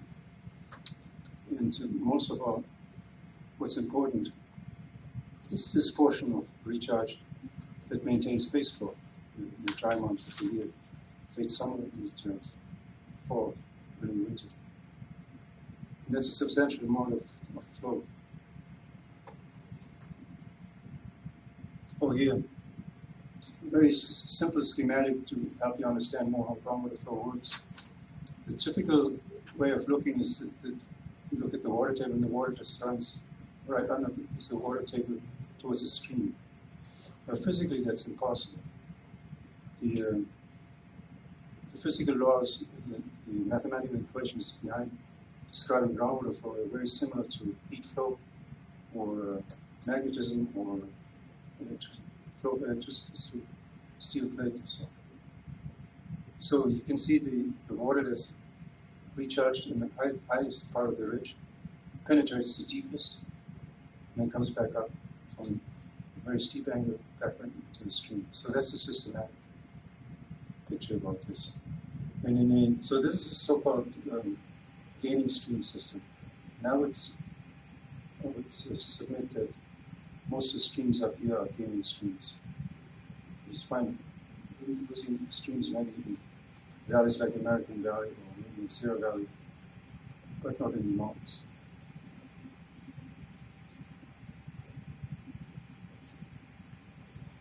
You know what, we're not gonna do science after lunch again, so bear with it. So anyway, this is a losing stream. I don't think we have to deal with that right now. Now, the implications of that. Look at the second diagram.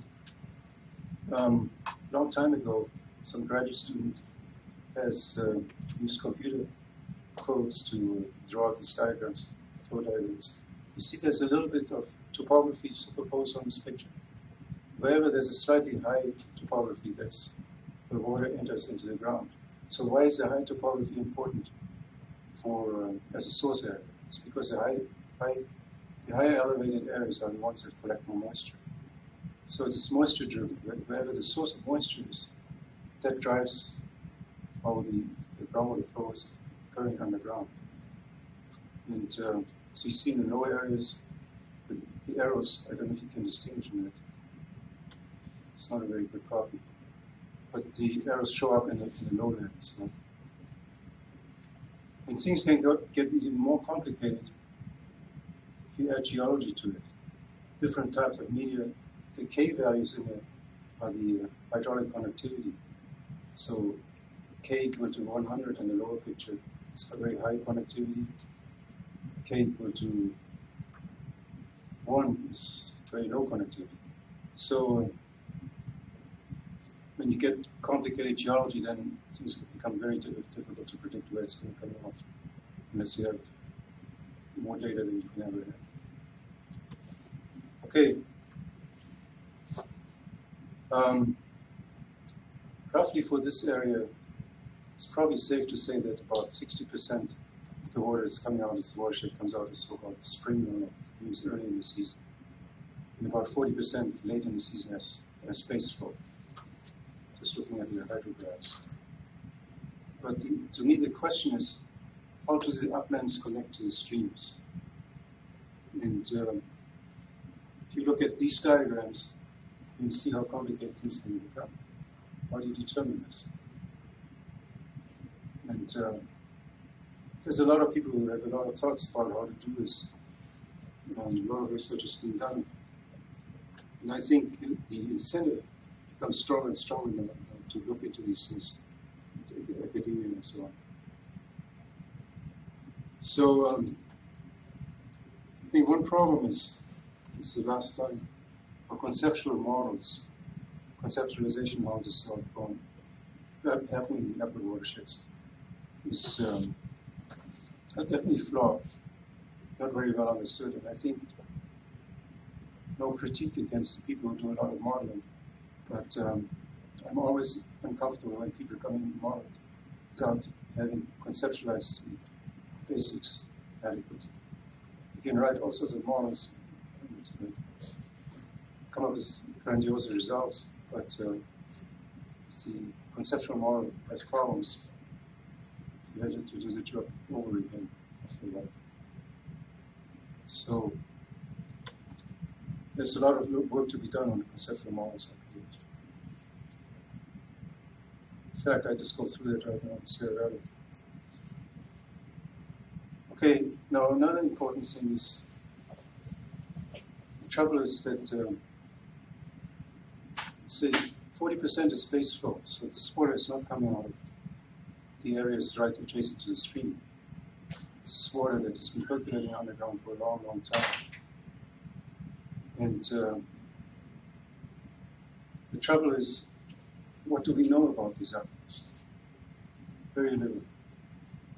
Most of it is suppositions, assumptions.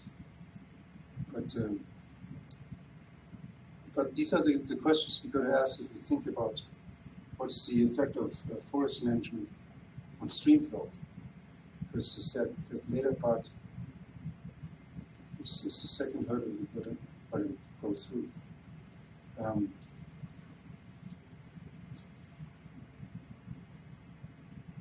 So let's put it this way: the part of the aquifer system that supports the spring runoff is probably easier to understand, easier to study than the later part. But the later part is a substantial amount of supply for the entire water system. So eventually it should be understood too. So I would come up with this recommendation. This upper paragraph I put into it was part of a proposal that I once put together many years ago.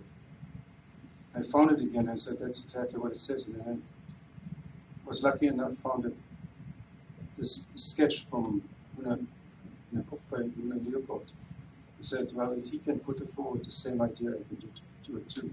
He's considered the father of hydrology in Leopold.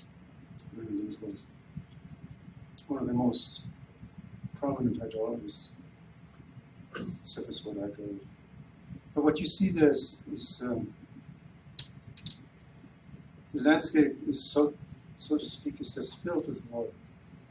And wherever the water table comes, intersects with the surface topography, you get stream water.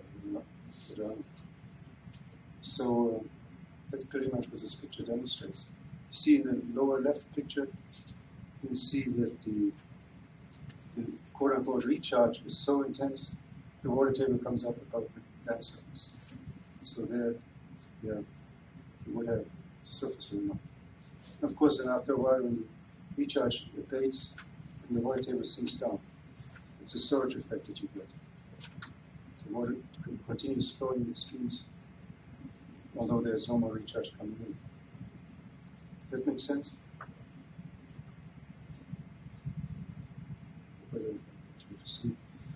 All right. Measuring impact of forest management on groundwater recharge.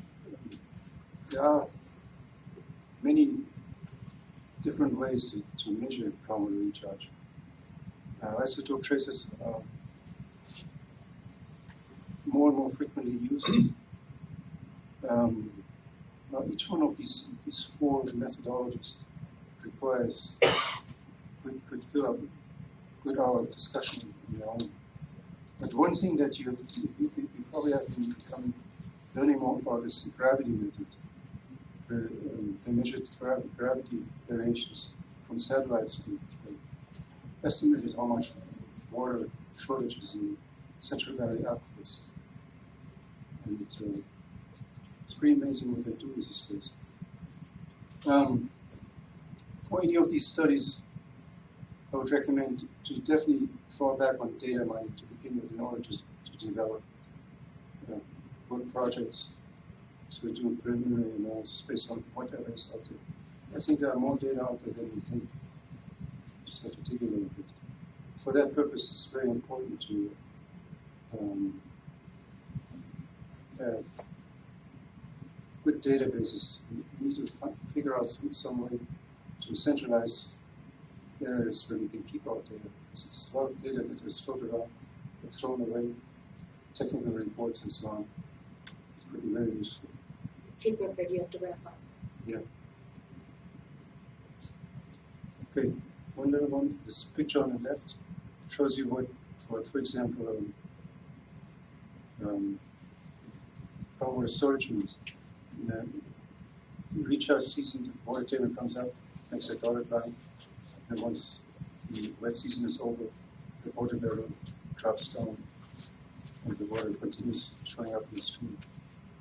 These graphs on the right side are data from monitoring wells from the Otola landfill. And they show you how, in the far left was the 97 wet year, and the water table gradually declines one at a time. Okay, that's all I have at this point. There's a few more things I could show you, but not now. So that's where we are. Any questions? Can I provide a little context? Sure. Just to give you an idea of why I think this program is so important. There are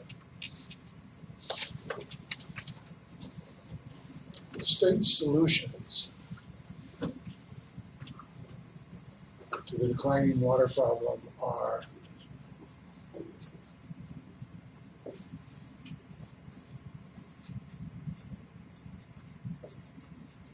You can't read that, it's Rady Shasta Dam.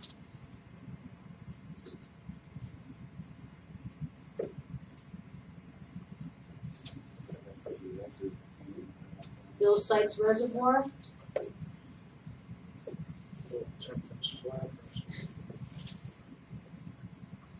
What's that second one say, Leo? Bill Sykes Reservoir over on the west side of the valley. This is Bill Temperance Flat over in the Sierra side of the valley. okay. So Oh wait, don't forget steal the groundwater from the Tuscan aquifer. yes, I know I could do that too, but I wanted to do this to give you an idea What jumped off the page from a presentation that Burkhart made is that his estimation of what the Quincy Library Group scale of a program, we gotta call it X scale of a program, would be that it would take 20 years to do 40% of the thing that would be necessary. The money available for these three things is supposed to deliver 400,000 acre feet of water. It's not new water. It's water that would be stored in a different place in the hopes that they could catch some of the flood flow in wet years. No new rivers, no new idea of a water source. Particularly sites, right? Well, No, all it of them doesn't. together, Okay. all of them They're together, all around, and I tried them all. all of them together are designed for 400,000 acre feet of water It's not very much. at the cost of $12 billion. We can do better. Okay, so we know we can get 400,000 acre feet of water more out of this watershed because they did in the estimation by PG&E of what water would flow into Lake Oroville. And DWR has used that estimation in order to build Oroville. And now they've lost 400,000 because of what they think is evapotranspiration, may very well be a combination of forest density and a change in the water that infiltrates into the ground. But in any event, that's the program. It's going to take them 20 years to build it.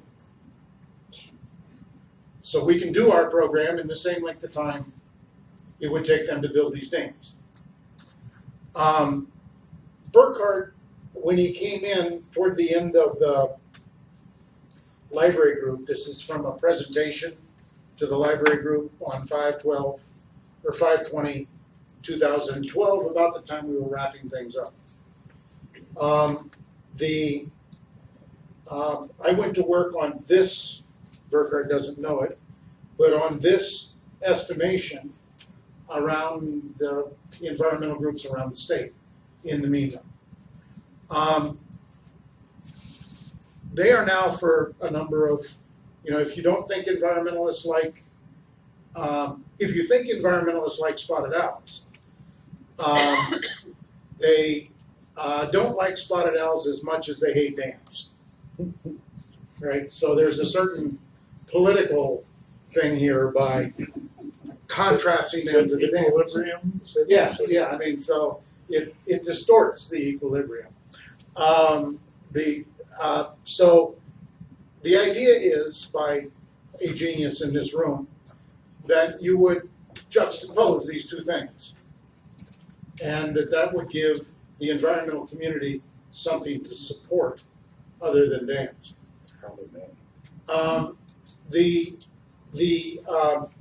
The key number to me was the estimate of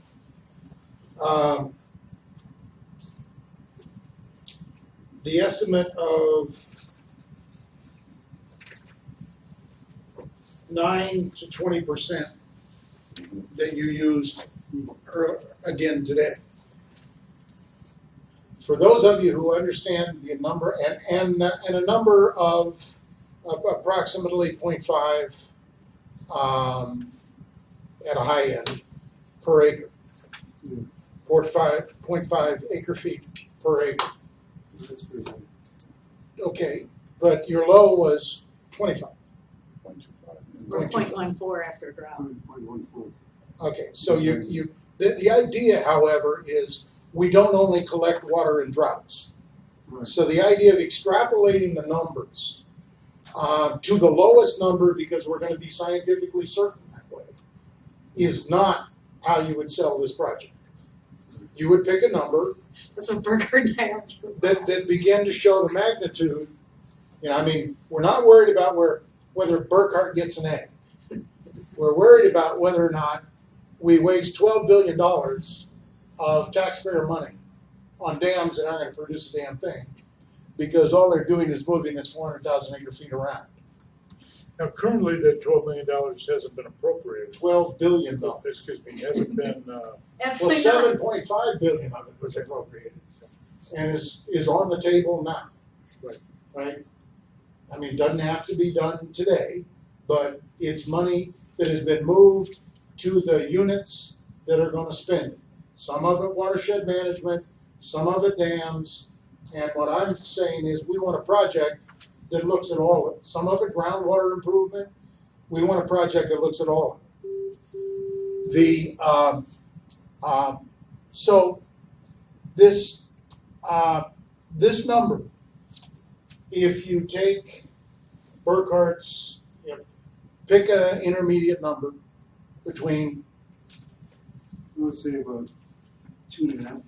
all right, so 2.5 acre feet per acre. How much land in the Sierra Cascade does the Forest Service alone own? $25 million, 30 million. 30 million acres? Okay, you guys, Randy's gonna finish this up. We're gonna go. Yeah. Okay. I'll be back to clean up, Randy. So 30 million acres, if the number is, who's the mathematician here? Somebody who can add. Somebody's got to calculate. 2.5. Right. So that is 60, 75 million. Okay, so 75 million acre feet juxtaposed against 4,000 acre feet is the kind of thing that gets non-scientists' attention. Particularly since that land is upstream of our present water infrastructure. Which means that we don't have to do any, we've got empty facilities everywhere. Success Dam outside of East Porterville is at 9% capacity. Most of the dams are below 50% capacity. So the idea is you're only going to get this 400,000 by building dams in a few wet years. It's not. There's no precip. So where's the water that would be intercepted? Your drought, empty reservoirs. If you don't have any precip, how is this forest management that prevents evapotranspiration from the canopy Well, that's why of non-precipitated water that didn't happen? that's why I'd like to add the caveat if we ever get out of this drought. And that's why you pick the number at 0.25, because you also have wet years in which there is a tremendous amount of excess water. In which, when you don't need the storage. When you don't need the storage. When- If you put it in the ground, it's that base flow that we're talking about. If we fill up, that's the whole idea of groundwater storage, is to take the wet year storage and put it somewhere so you have it in dry years. Because it becomes base flow. All we're talking about is turning it into base flow in the existing system. Yeah. You Or an know, equivalent amount. whatever that equivalent amount is. I have a question here. If it's too much of a digression, you can just say, let's table it. But it sounds to me like with QLG, we were talking about earlier, a lot of work has been done in this area. Right. Has anybody ever looked at sort of a retrospective analysis of looking at and I don't know who the partners would be, DWR or PG&E, of, the period, that period of management and what the number, or what the numbers for water yield actually was versus what it was before that period. No, Say that sounds like 90 to a sounds like a 99 good Irwin project. to, you see, rather than, I think it would complement any projections well, is both a retrospective analysis and then sort of I think what you're doing is really interesting of, what can we get out of it, because Bill, if you don't might be sort of bringing up what you were sort of saying to me is, hey, even in a drought, any more capacity that we can increase our water efficiency and balance is still a benefit, right? So, Well, it's actually a benefit about the same because the price of water is what they use to adjust. In a drought, they're selling water now for at least $700 and in some places $1,500 an acre foot. In a wet year, you basically can't give the stuff away. But in general, in a normal year, the price of water is about $200 an acre foot. So the adjustment happens by monetary value. In wet years, it's not worth much. In dry years, it's worth one heck of a lot.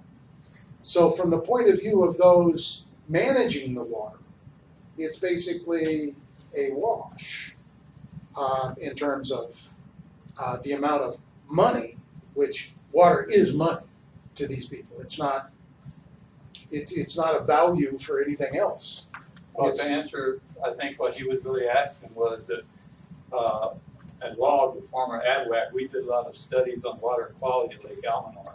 And when you go back and try to put all that data together, where PG&E did monitoring, and DWI did monitoring, and we did our own monitoring and everything, there's no coherency there.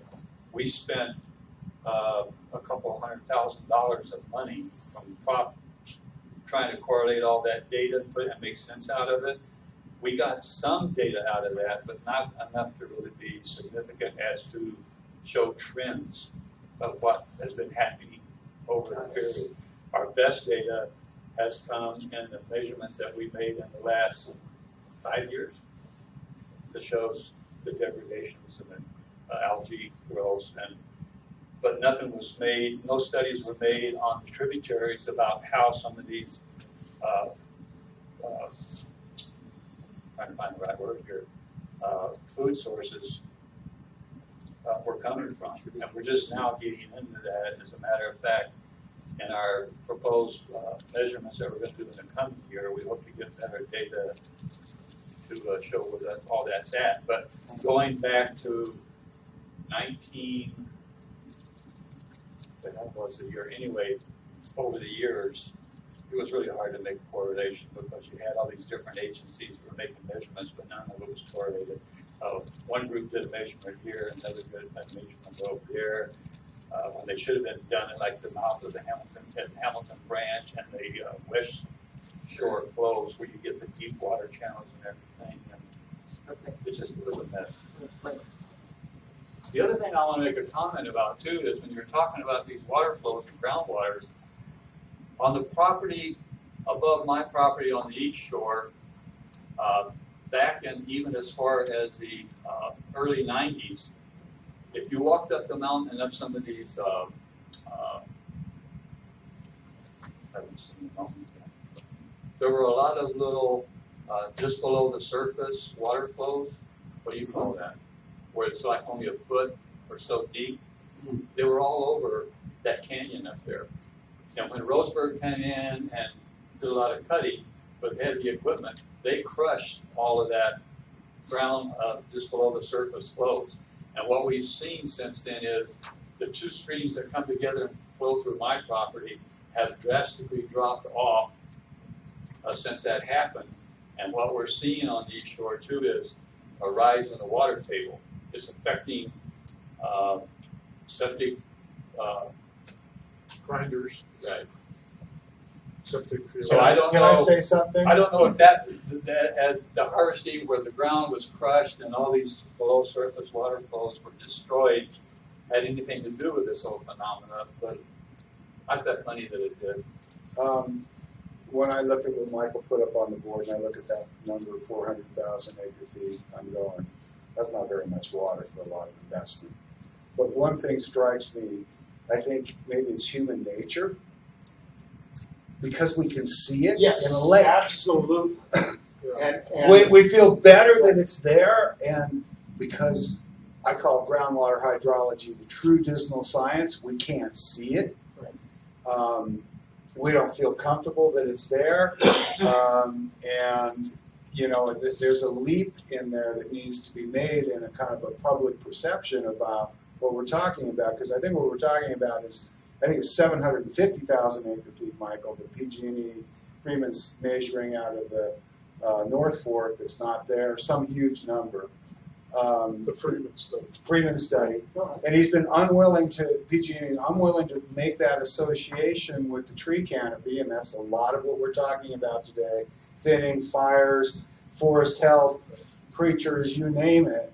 But everybody up here is going, we know where it's at. It's in the trees. And what Burkhart's proving is maybe it's not in, we could benefit a lot more from it not being in the trees. What I see, I have a weather station, what I saw last winter, it was shaded for part of the winter because I'm up against the slope. And I'm measuring solar and UV with that weather station, which has given me an equation for ET and all the other things you can get out of that combination. Watching that ET factor, I mean, it was just way down there. But as soon as now that the sun's up higher, those equations are starting to change in a natural way. I was in a shaded environment, the trees were capturing it. And at one point, Lee and I discussed that I was seeing what you're seeing with the weather station, if you really look at it. But how do we make that cultural jump, I'll call it now, to understanding that water's in the ground and we might be of a better benefit for putting some bucks into thinning the trees to get more water out of the ground, and it will eventually feed into the system. Well, that's a great question. And I suppose that the quickest and easiest answer is that every major water district in California is now attempting to put water in the ground. Mm-hmm. Because they understand, here's the other problem that I'll be pointing out at the California Water Council's dam projects, is that the evaporation rate from one of these shallow operations, sites alone, is estimated to lose 800,000 acre feet in evaporation annually. 800,000. 800. Ouch. What the fuck are we doing? So the idea is, I am not a scientist. I am a salesman. So don't trust what I tell you until the scientists tell me that evaporation happens with these storage facilities. That's all I need. Any scientist in here. Does evaporation happen? Well, I can tell you that when they studied the Colorado River system to build dams, the best spot to build a dam is Dinosaur National Monument, which precipitated a huge battle. And the reason why, steep canyons, high walls, and not a lot of surface area. There that you go. particular dam, it was a narrow surface area dam. Now, they didn't do it there, but that was determined to be the best site on the Colorado River to build a dam. Well, Sites Reservoir, for instance, is in general about 40 feet deep. On the west side of the valley, where the wind comes around off the Pacific and reaches a point where all of a sudden it's flat, and so it shifts and goes right across the face of where they're going to put it, or the top of where they're going to put it, and takes the water back and drops it on the mountains. So Great Lakes effect. if we can do something in the mountains that comes out in springs, comes out in surface flow, into the major dams were built where they were because they're deeper. So that's kind of where we are there. The other thing that is critical is that this program, with the water that infiltrates into the ground, goes somewhere. Now, Leah's left, and so maybe I'll ask you the question. is Lev Calvis finished? No. He's still crunching numbers. Okay, And the plan is to extend that one project through 2016. who mentioned the Tuscarawas? I did. All right. The guesses, and Lev will be able to tell us one way or the other, that the infiltration into the granitic systems are moving water through the ground in the direction of the Vina Plain. And that actually it's mountain water that is the source of the groundwater in the Tuscan. What? Toward the Vina Plain, actually flowing north west. Whether there's an underground river system that used to be there, or whether the fractured rock is going in that direction. In your report, you mentioned that Is this site? That's site, yes. Where is Vina Plain? Vina Plains is north of Chico. north of Thank you. Chico. Oh, yeah. That looks Oh, that's like right, a fault zone. That is a fault zone. I mean, the other interesting things about Sites Reservoir, because they're desperate to find a place to park water, is that there are two old abandoned towns in the drainage that you're seeing here that looks like the fault line. One of them's name is Chrome, and the other one's name is Cinnabon. I knew you were going to say that. So it's like So- adding some more pollutants to the system. So the competition here is in our favor because of the tremendous extent of land. This, what would we get, 40 million acres? There's not 30 million acres of Forest Service land in the Sierra Cascade. Right, but in the whole- whole system, the Sierra and the Cascade Mountains. Down to the Sequoia. There's 40 million acres, aren't there? I don't think so. There's a million acres in the Lassen, and there's a million acres They're in all, the say they're Bluegrass. all a million. Yeah. There's a dozen of them. Then over on the other side, there's 4 of them. So it's like maybe 20 million. Or the other side doesn't count, but we don't care about anything flowing that way, right? Well, only the part that's flowing through Cinnabar and Chrome, but because that's, I think, what you're looking at with the trees there is the Mendocino. Right. But in any event, I'm just trying to give an idea of the magnitude. And this is not unknown to Mark Cowan, who runs DWR and is the governor's chief riparian or chief water person. So in other words, the opposing theory is that we can beat this 400,000 acre feet by any kind of sustained program in the Sierra. Yes. Okay, guys, we have other items we need to look at. It's a quarter to 2. We've been sitting here from 9. The one that I really want to get to is the goals and objectives, and they are painful, and because all the other groups have gotten it, and we're coming forward. So there's a spreadsheet. There's a long version over there because it allows you to write. Just so everybody knows, when you get into the pod project solicitation form, we drill down, it's that big one, Michael. We drill down to some quantifiable objectives with the projects. So across the top of this matrix are 4 broad goals that were requested to be developed by the work group or the work management group. Protect and improve water quality and water supply reliability. Protect and improve the health of the environment, including wildlife, and somebody added we should add fish and the land. Protect and improve the economy of the region and provide healthy and adequate water and wastewater treatment for all citizens, including disadvantaged communities and Native Americans. establish and maintain effective communication among water resource stakeholders in the region, enhancing the public's understanding of water management issues. Does anybody have any debatable comments on those 4 goals?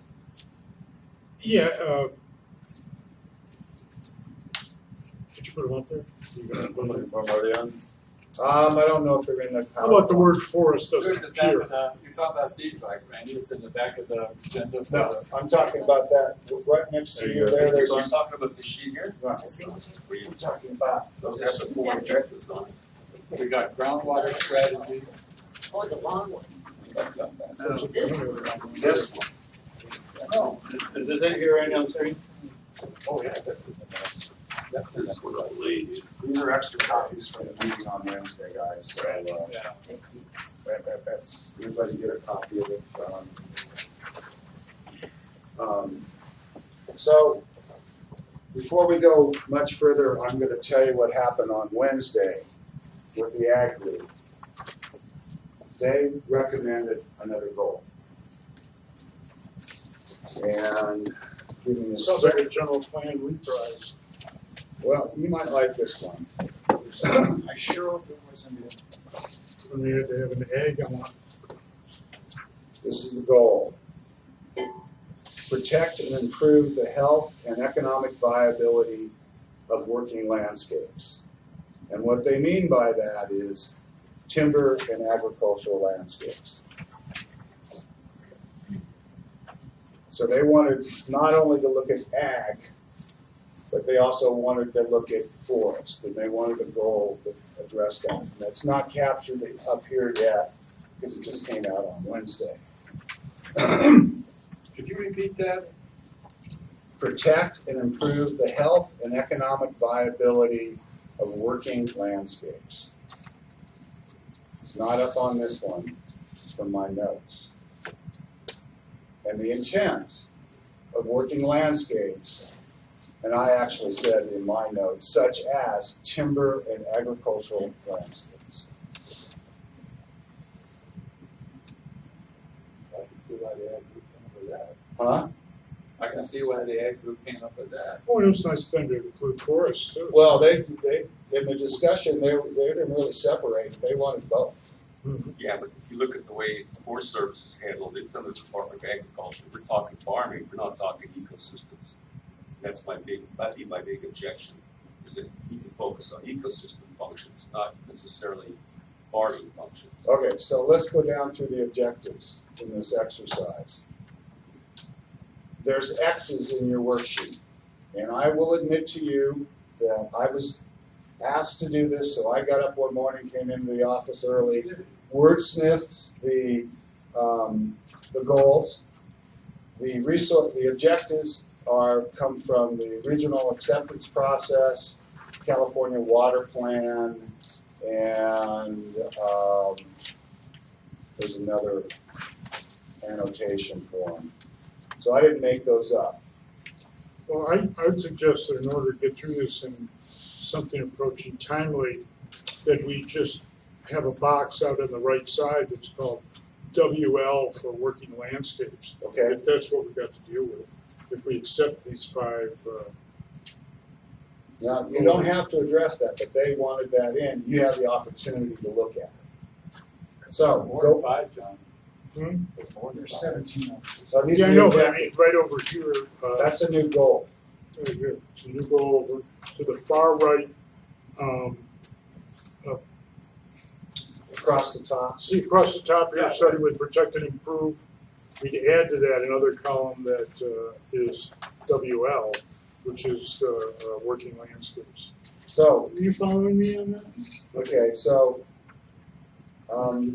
as a planner for a number of years, one of the first things you learn in graduate school is deal with goals, objectives, policies, and you want to scream and yell. And I don't mind everybody else screaming and yelling. It's not, but an easy exercise. So let's just go through this. Under objectives, restore natural hydraulic functions. Right now, the only check was improve water quality and water supply reliability. Would you check anything more across the board?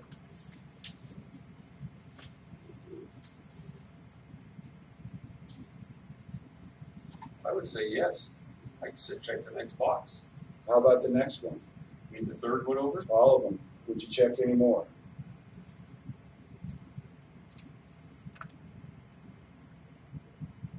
Sure. Except for communication, which is begging the question. So you would check number 2, Yes. number 3. How about number 5? No, What was, what was That number? new one we added. Number Number is John's new column. Right. Just protect and improve healthy economic viability of working landscapes. To put an X in there. So 1, 2, and 5. Alright, what does, I mean,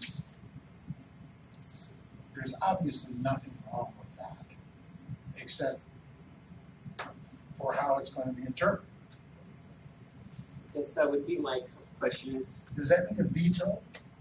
what's the consequence of checking the box or not? Right. But, here, does that make sense? Yeah, I don't think it's a veto.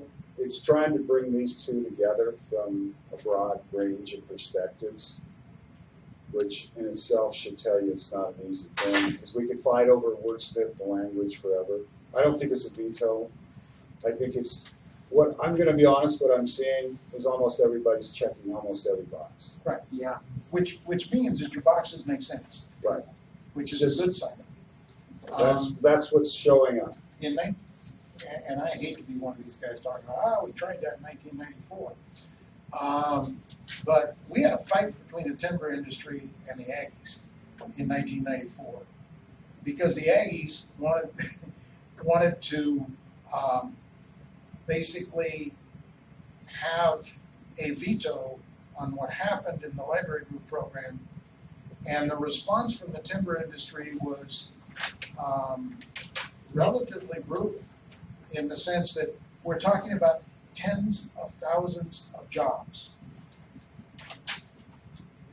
And we're talking about 50 families who can veto those jobs. And so no, we're not going to deal with agriculture. Whether that turned out to be right or wrong, I don't know. And it was another time and place. I think it's another time and place. We had a third factor with the environment and those discussions that DC gave us was a friggin' nightmare. Well, I was in them. I was there, I didn't know the round table, so I just gave up and thanked the vendor because I couldn't get the three groups to come together on any kind of consensus on anything. So I just threw my hands up in the air and saw my friend who was up on table. I'm not. That's wise man. Okay. So getting back to what you need us to complete today, Mm-hmm. and first of all, thanks for taking your first crack at it. I think It was early in the morning. I needed a fresh brain, believe me. I think it's certainly, especially with a group this size, to have something to discuss rather than create. But I still, getting back to my question, what is the consequence of being more inclusive here? I see on these bullets you have maybe 1 or 2 on the first page, but then when you get down to climate change and number 7 and number 6, you're more all-encompassing. But I'd say at least looking at, say, number 1, you could check, your goal A, protect and improve, your goal B, protect and improve health and environment and economy. And I would say, the last 2, like you were saying, John, communication, well, I'm not going to lose sleep over that if you don't check it. But checking some of those boxes, I would assume, unless I don't understand the purpose of it, would show more of that interconnectedness between your objectives and your goals. Right. Well, more than that, between the local objectives and the state established objectives. Right. That's what we're doing. Yeah. We're really tying it together, and it ties back to the resource management strategies and the projects and all the things we're going. Yeah, I can tell you, I looked at this, my initial exercise, and it was not yesterday, was to just, how did it hit me when I read it, and I checked it. Okay, but I also knew that by putting this out that I did not have pride of ownership, that what I was thinking may not be what everybody else is thinking, and it's showing up too, that there are more boxes being checked. And it is that relationship between our local goals and basically these objectives which tie into the resource management strategies. okay, Pretty much everybody's checking everything, right, and but we need to go through it. that may mean that your goals are good. It may mean that your goals are integrated. Because, say I'm gonna be Mark Gowan for a day. So restore natural hydraulic functions. They are interested in water supply reliability at DWR, don't give a damn about water quality. Because they've got a big settling pond in Oregon. And I've heard that so many years. The Delta itself. Right, and the Delta needs the sediment. Right. So, protect and improve the health of the environment, including wildlife and the land. Obviously, we want to, restoring hydrologic function could help do that. So, I think looking at the first page, I haven't looked at the rest of it, but almost all of them need X's.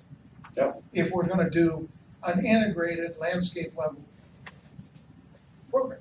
And the one I think that everybody kind of gets befuddled with is this communication. Early on, when I was given this assignment and I realized that I was going to have to deal with virtually every major entity in the watershed, first thing that came into my mind is we're all going to sit down and we're going to get to know each other in a way that we probably never got to know each other before. And we're going to know each other's issues in a way we never got to know each other before, i.e. the process itself will create effective communication.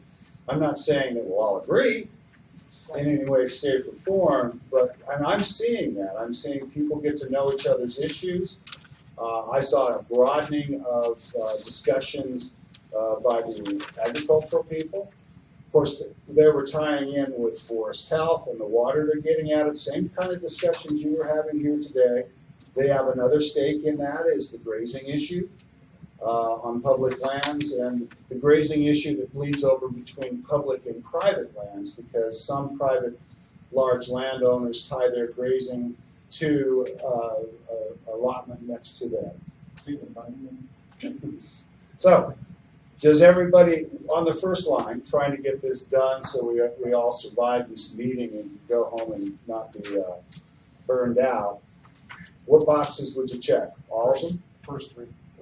First three? And number 5.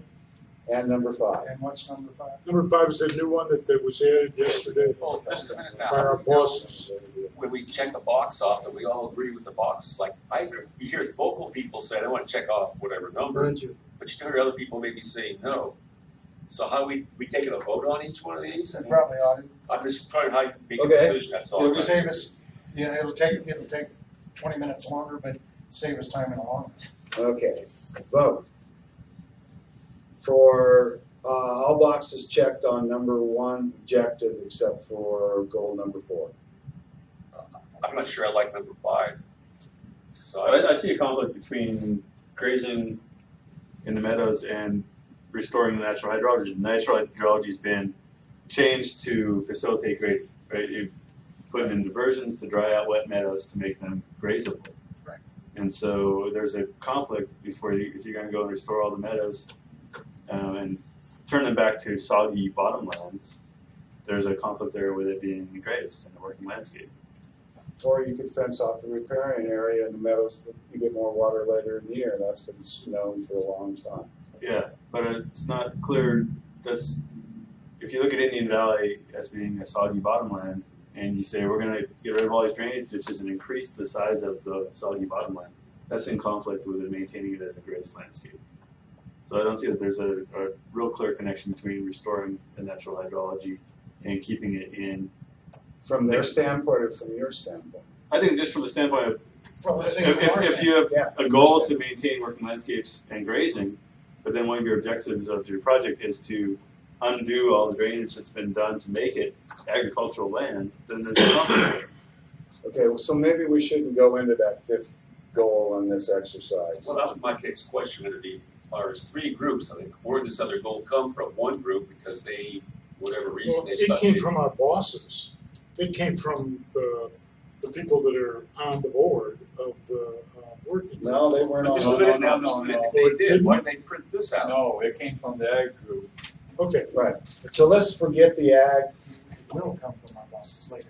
later, they'll look at that, I yeah. have a feeling things will be balanced out a little bit better than you might think in that round. Okay, well, I haven't been in Okay. meetings. 'Cause I So was, let's forget the fifth one that I suggested. I probably shouldn't have gone there. But I do want to add one, tell you what they did with one objective that you might find interesting. They added 2 objectives, but one of them is work with counties, groups to make sure capacity exists for actual implementation.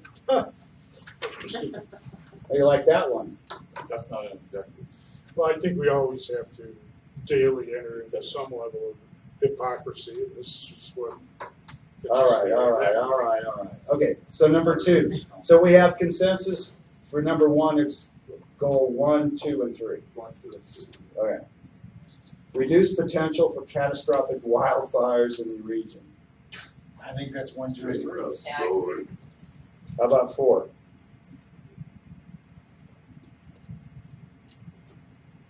Okay. What does, Okay, go through. when you say establish and maintain effective communication, is that a process whereby, in that case, you tell me that, okay, you had your chance to talk, it's over? Or is it, Have you ever known me to do that? no, but I, yes. And you're good at it. But I guess you could read that, and I'm afraid some of our friends in agriculture are gonna read that back to the veto question. That we're not establishing and maintaining effective communication because some of our people are disagreeing, because they've got different interests. But when you look at that column, you really got to pay attention to the last 3 lines too, though, where it's enhanced. You do this effective communication, but to enhance the public's understanding of water needs and issues. That's pretty That broad. applies to everything we're going to do. And you got education and outreach. Yep. Which would Well, be. why don't we just say it that way? That's what it is, and it should.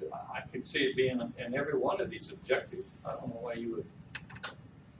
Well, how would you accomplish that?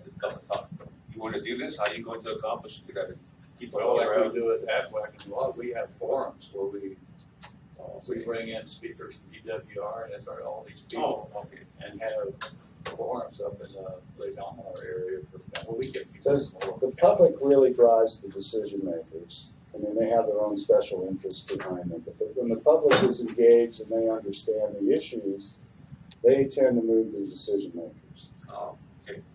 However, The objectives are designed to reach a goal, though, and so if your goal is to enhance communication and public outreach, then reducing wildfire potential isn't leading to you achieving the goal of better communication with people. okay, so no on that one. Okay? Balance the needs of forest health, habitat preservation, fuel reduction, forest fire prevention, and economic activity in the upper, should be Feather River region. By the way, Brian Morris wrote the rap, I did not.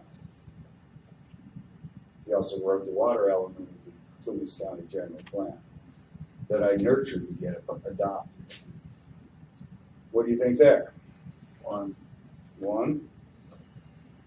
So just add 1 and leave 2. Add 1, leave 2, and add 3 again. I mean, That's true. Build protect and improve the economy of the region could be like Almanor, it could be the timber industry, Yes. the ag industry. Build communication and collaboration among water resource stakeholders in the region. If you got that one right, just number 4. Or it can be across the board for all those objectives. Where do we wanna go? All of them, leave it alone? I think all of them. All of them? Can I interject something? I'm not gonna slow you down, but I'm looking at the goal 3. It says protect and improve the economy of the region.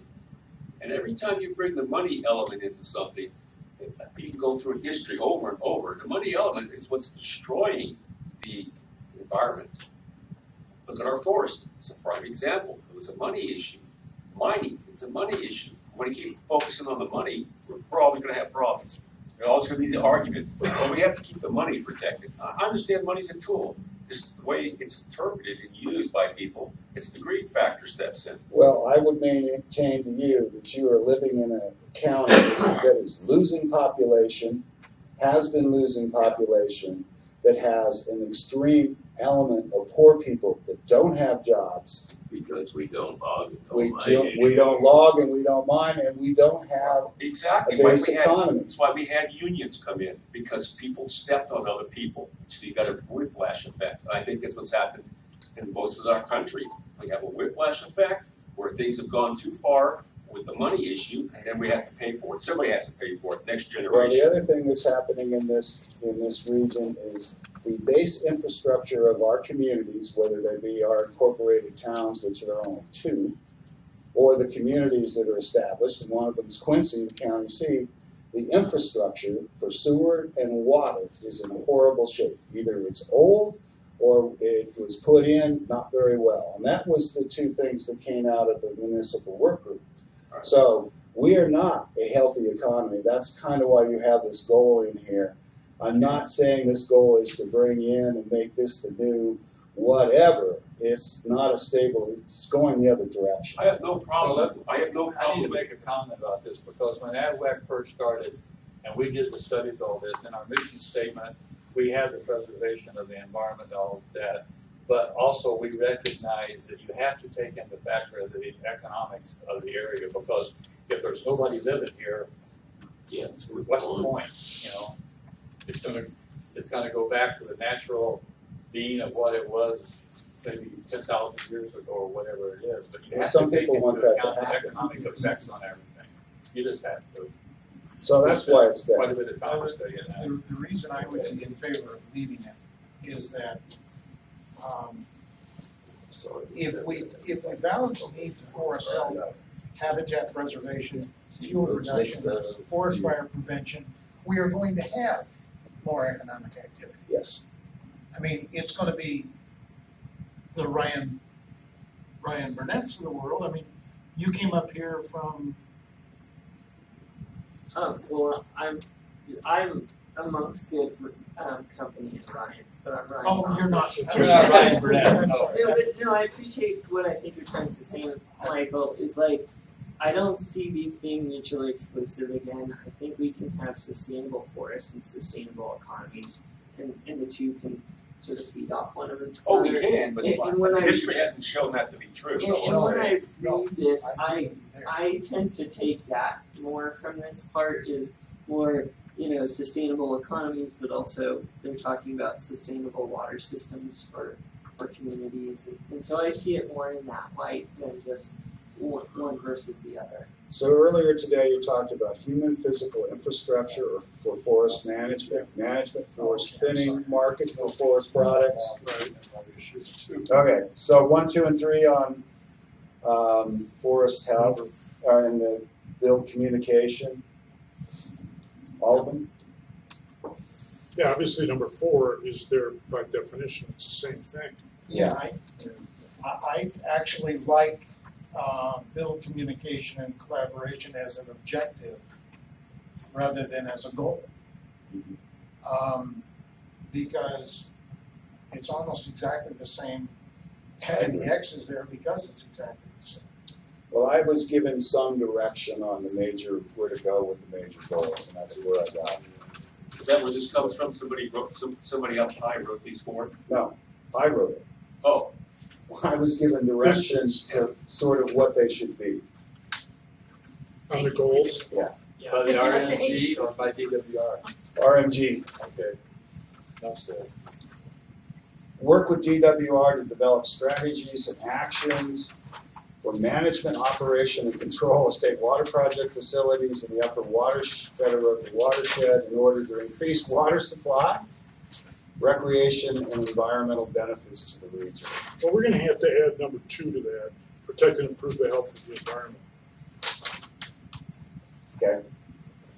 Like, for example, the state water project consists of the Meadow Valley Dam and the Dixie Creek Dam and the Genesee Valley Dam. Abbey Bridge, They're all in here? Yeah. Pretty much. they're all in there. Encourage municipal service providers in regional water management that affect water supply and quality. Yeah, I agree with you. Sure. Continue to actively engage in licensing and hydroelectric facilities in the region. You gotta do number 4 on that one, so Okay. I can tell you that, just get involved. Well, I'm about as knee deep in that right now as you can imagine. By the way, we did hire Hans Peter Walter on Tuesday to help us on our letter, Michael, for the 2105 EIR. We presented ours, we've already sent ours in with all the data background that we've collected over the last 5 years. And if they don't listen to that argument, Well, we've I got believe it comes true. Gina Johnson on board and Alice Rich and now Hans Peter Walter. Well, you've got a good talented team, We got lucky and to pull it together in a short time. I will look forward to seeing them more. I think we should add number 2 to number 8. Yep. Protect, restore, and enhance the quality of surface and groundwater resources for all beneficial uses consistent with the basin plan, and this came out of the California Water Code. Any X's? Yeah? Well, I mean, clearly that's a 1, 2, 3 thing. How can you protect and improve the health of the environment, including wildlife and the land, if you're not going to protect and restore and enhance the quality of surface and groundwater? I think they all want to. Yeah, I mean, Address water resources and wastewater needs of disadvantaged communities. That's the real hook.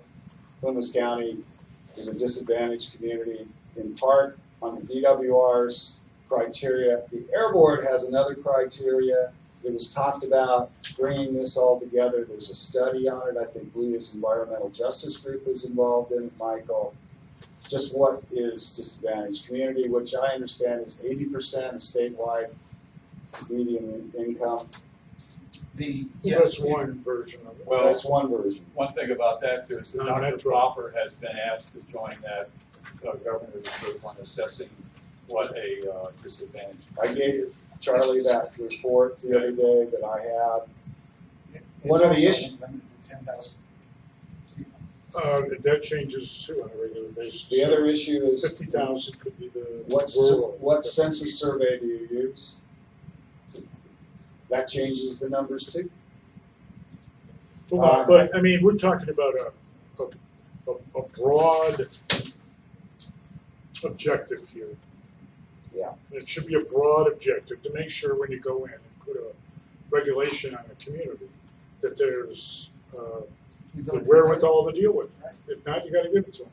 Right. And so when we wrote the California Water Code section, the 10,000 was based upon not countywide, but based on individual population size. Well, when they did the thing too, when we got ours for Lake Almanor, the peninsula was a disadvantaged community, yet East Shore and Chester were not, right? That don't make a whole hell of that. Right. It's a bad model for. Yeah. So Well, we were trying to keep Bakersfield out of it. any additional X's They're there? definitely a disadvantaged community, but by God, they can pay. Any additional X's on this one? Yeah, we had 2 and 3 get X'd on that one. Okay. Coordinate management of recharge areas and protect groundwater resources. Since nobody does that now, 1, 2, 3. Yeah, you know, 1, 2, 3. I'm thinking of the Plumas County General Plan. We got one comment about protecting groundwater recharge areas, and I went, oh my God, what about my yard? Does that mean I can't, what about the grass? Because, water falling on your yard, it's going into the groundwater, as Burkhart's pointing out here. yeah, I think probably. You can take it to the absurd level. Right, that everything can recharge, but there are places. Right. That are so efficient at recharging that you would want to leave those alone in the general plan? Well, there's state regulations and so on that require buffer zones around protection areas and so on. Around wells, Yeah.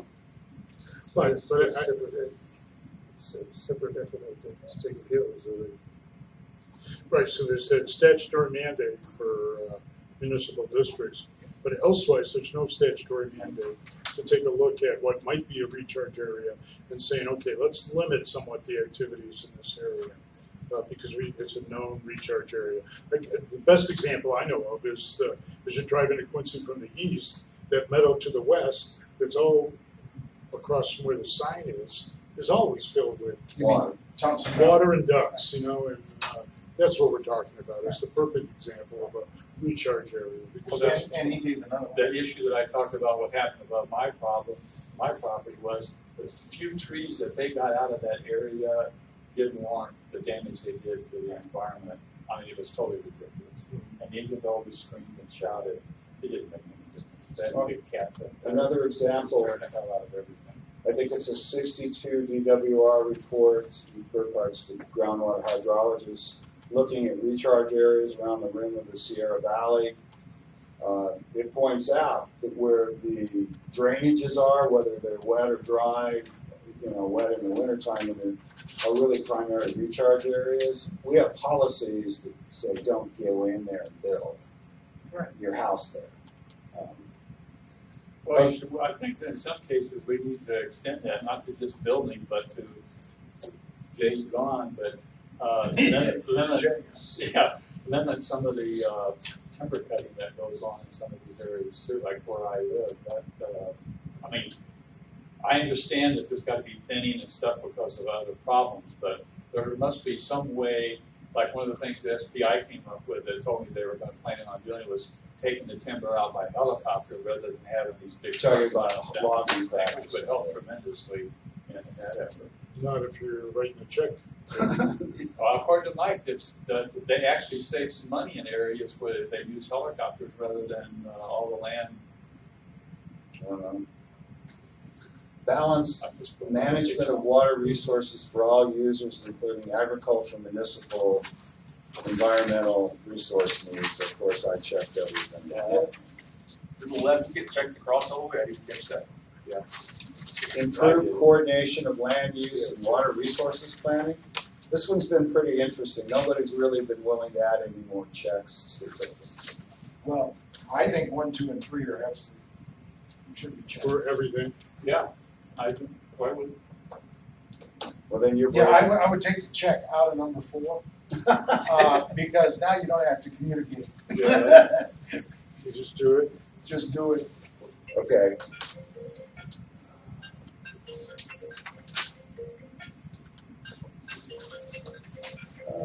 Sorry, Don't worry they about got tied together somehow. I don't even understand on the cloud, and this thing wants to answer phone calls and it doesn't even have a direct connection. If it's on a Wi-Fi, it connects with the phone. Maximize agricultural and municipal water use efficiency. We do have some of that going on in the American Valley with the Quincy CSD's treatment. Some of that water is being used for agriculture. Well, number 2 should be. Yeah, and they're having hearings right now to decide whether or not they should make it illegal to put that water on land, and they should put it back in the streams. Yeah, and then, which is just bizarre that we've come all the way around the circle. well, the Prop 50 grant's going to have the Quincy CSD put the diffuser pipe and do that work We would have been able to maybe do more, they just weren't ready. Yeah, but should you ignore that in this effort? No, You don't have it checked. Put it in number two. Put it in number You ought to check number 2, right? effectively address climate change adaptation and mitigation in water resources management.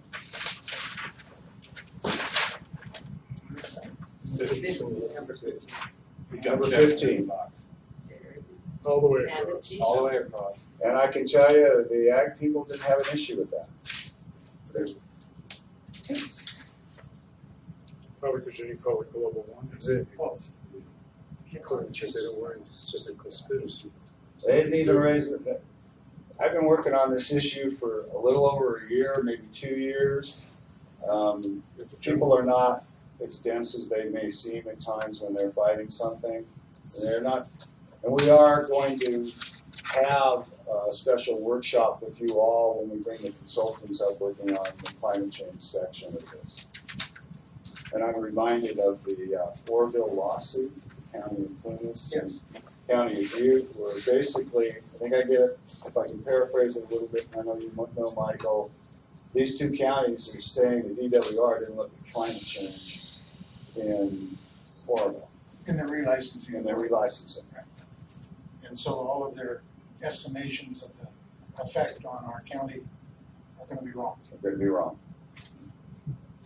We're in the 3rd District Court of Appeal, and It's been there a the while. judges have sat on the briefs for 2 years, Yeah, I know. which means that they're having a knockdown, drag down amongst themselves. I was going to ask you, if you, that was kind of my impression, if it's stalled that long, they're having a tough time implementing it. Improve efficiency and reliability, Yeah, water two. supply and water-related infrastructure. We had the second one. Yeah, it says, And then enhance public awareness and understanding of water management issues and needs. Any additionals there? Yeah, no, it's kind of repetitive. Redundant. That's the same thing as what Ford said. Yeah. Across the board? Why wouldn't they? All right, thank you. You did a great job. Not the funnest thing in the world. We weren't fast, but it's probably enough for you. You did pretty good. I do have a couple of other things to quickly wrap up, and we're not gonna go over it. I'm just gonna point out in this packet, we have provided you with a project solicitation form, Right. which will be tweaked, it's draft. Some groups have looked at this and they go, oh my God, look at the kind of detail we have to do to develop a project. And the answer is, look, the money's flowing through grants. And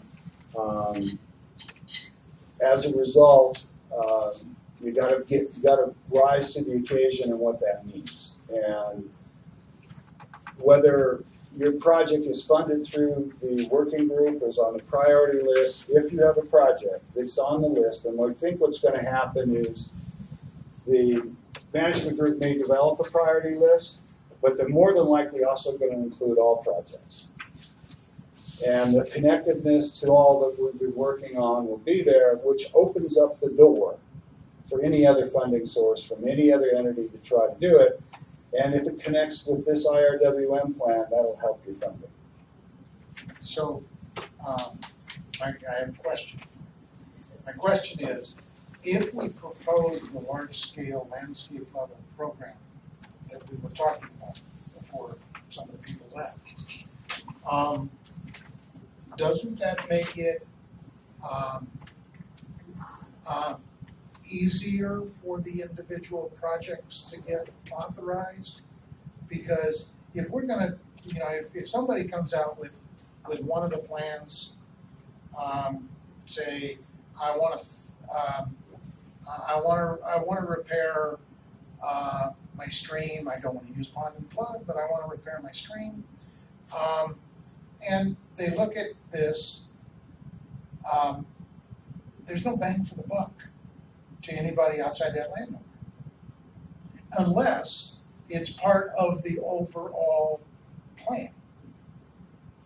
So, I guess, my feeling would be that the plan we need is the large-scale landscape level plan, and then a short form for people to apply to do the activities authorized in that plan, which is what all of the big urban outfits. I'd like to, it's getting long in the day, and I'm getting tired, guys, and this has been a great discussion. Michael, could you kind of follow up with Leah and explain that more? And Sure. Well, I had another thought on that. That is, we did have the experience in the last 10 years of using the RAC form and the RAC procedure to get a whole bunch of projects through. And it consisted of a really simple, straightforward pre-app saying, this meets that goal of y'all's. And then if you got approved, you go in for the full app with the level of budget detail that is being asked for in this particular. But then the last 2 pages of your packet is the short form. Okay. Okay, I was going to say, like we had on the airport land use, we had the regular form, and then we had a fast track where things had to be dealt with, our figures specific. So both of these forms were developed by Emma Hinman, and we didn't know what to do at first. We wanted people to see what the long form would be, because that's a tool to help you get funds. Whether you get it through, most people, I'm going to ask, who in this room has written a grant? In this room, more people raise their hands than all the other rooms together. Yeah. That'll tell you how limited that expertise is in the communities we're at. So she did the long form, which is a way to get there, but the short form, we talked about it. At first, we weren't even going to bring it forward. After the first meeting on this, we realized we better bring the short form forward. And it's playing that role. But I always want to lead with the long form to kind of scare people that these are the level of details you need to get funds. Like it or not, and it's not the easiest thing in the world. The short form is our quick, dirty tool to help get there. The discussions today, why I came back to the projects and I wasn't satisfied we were talking and on, it all plays into where we are at the end of the meeting here with this form.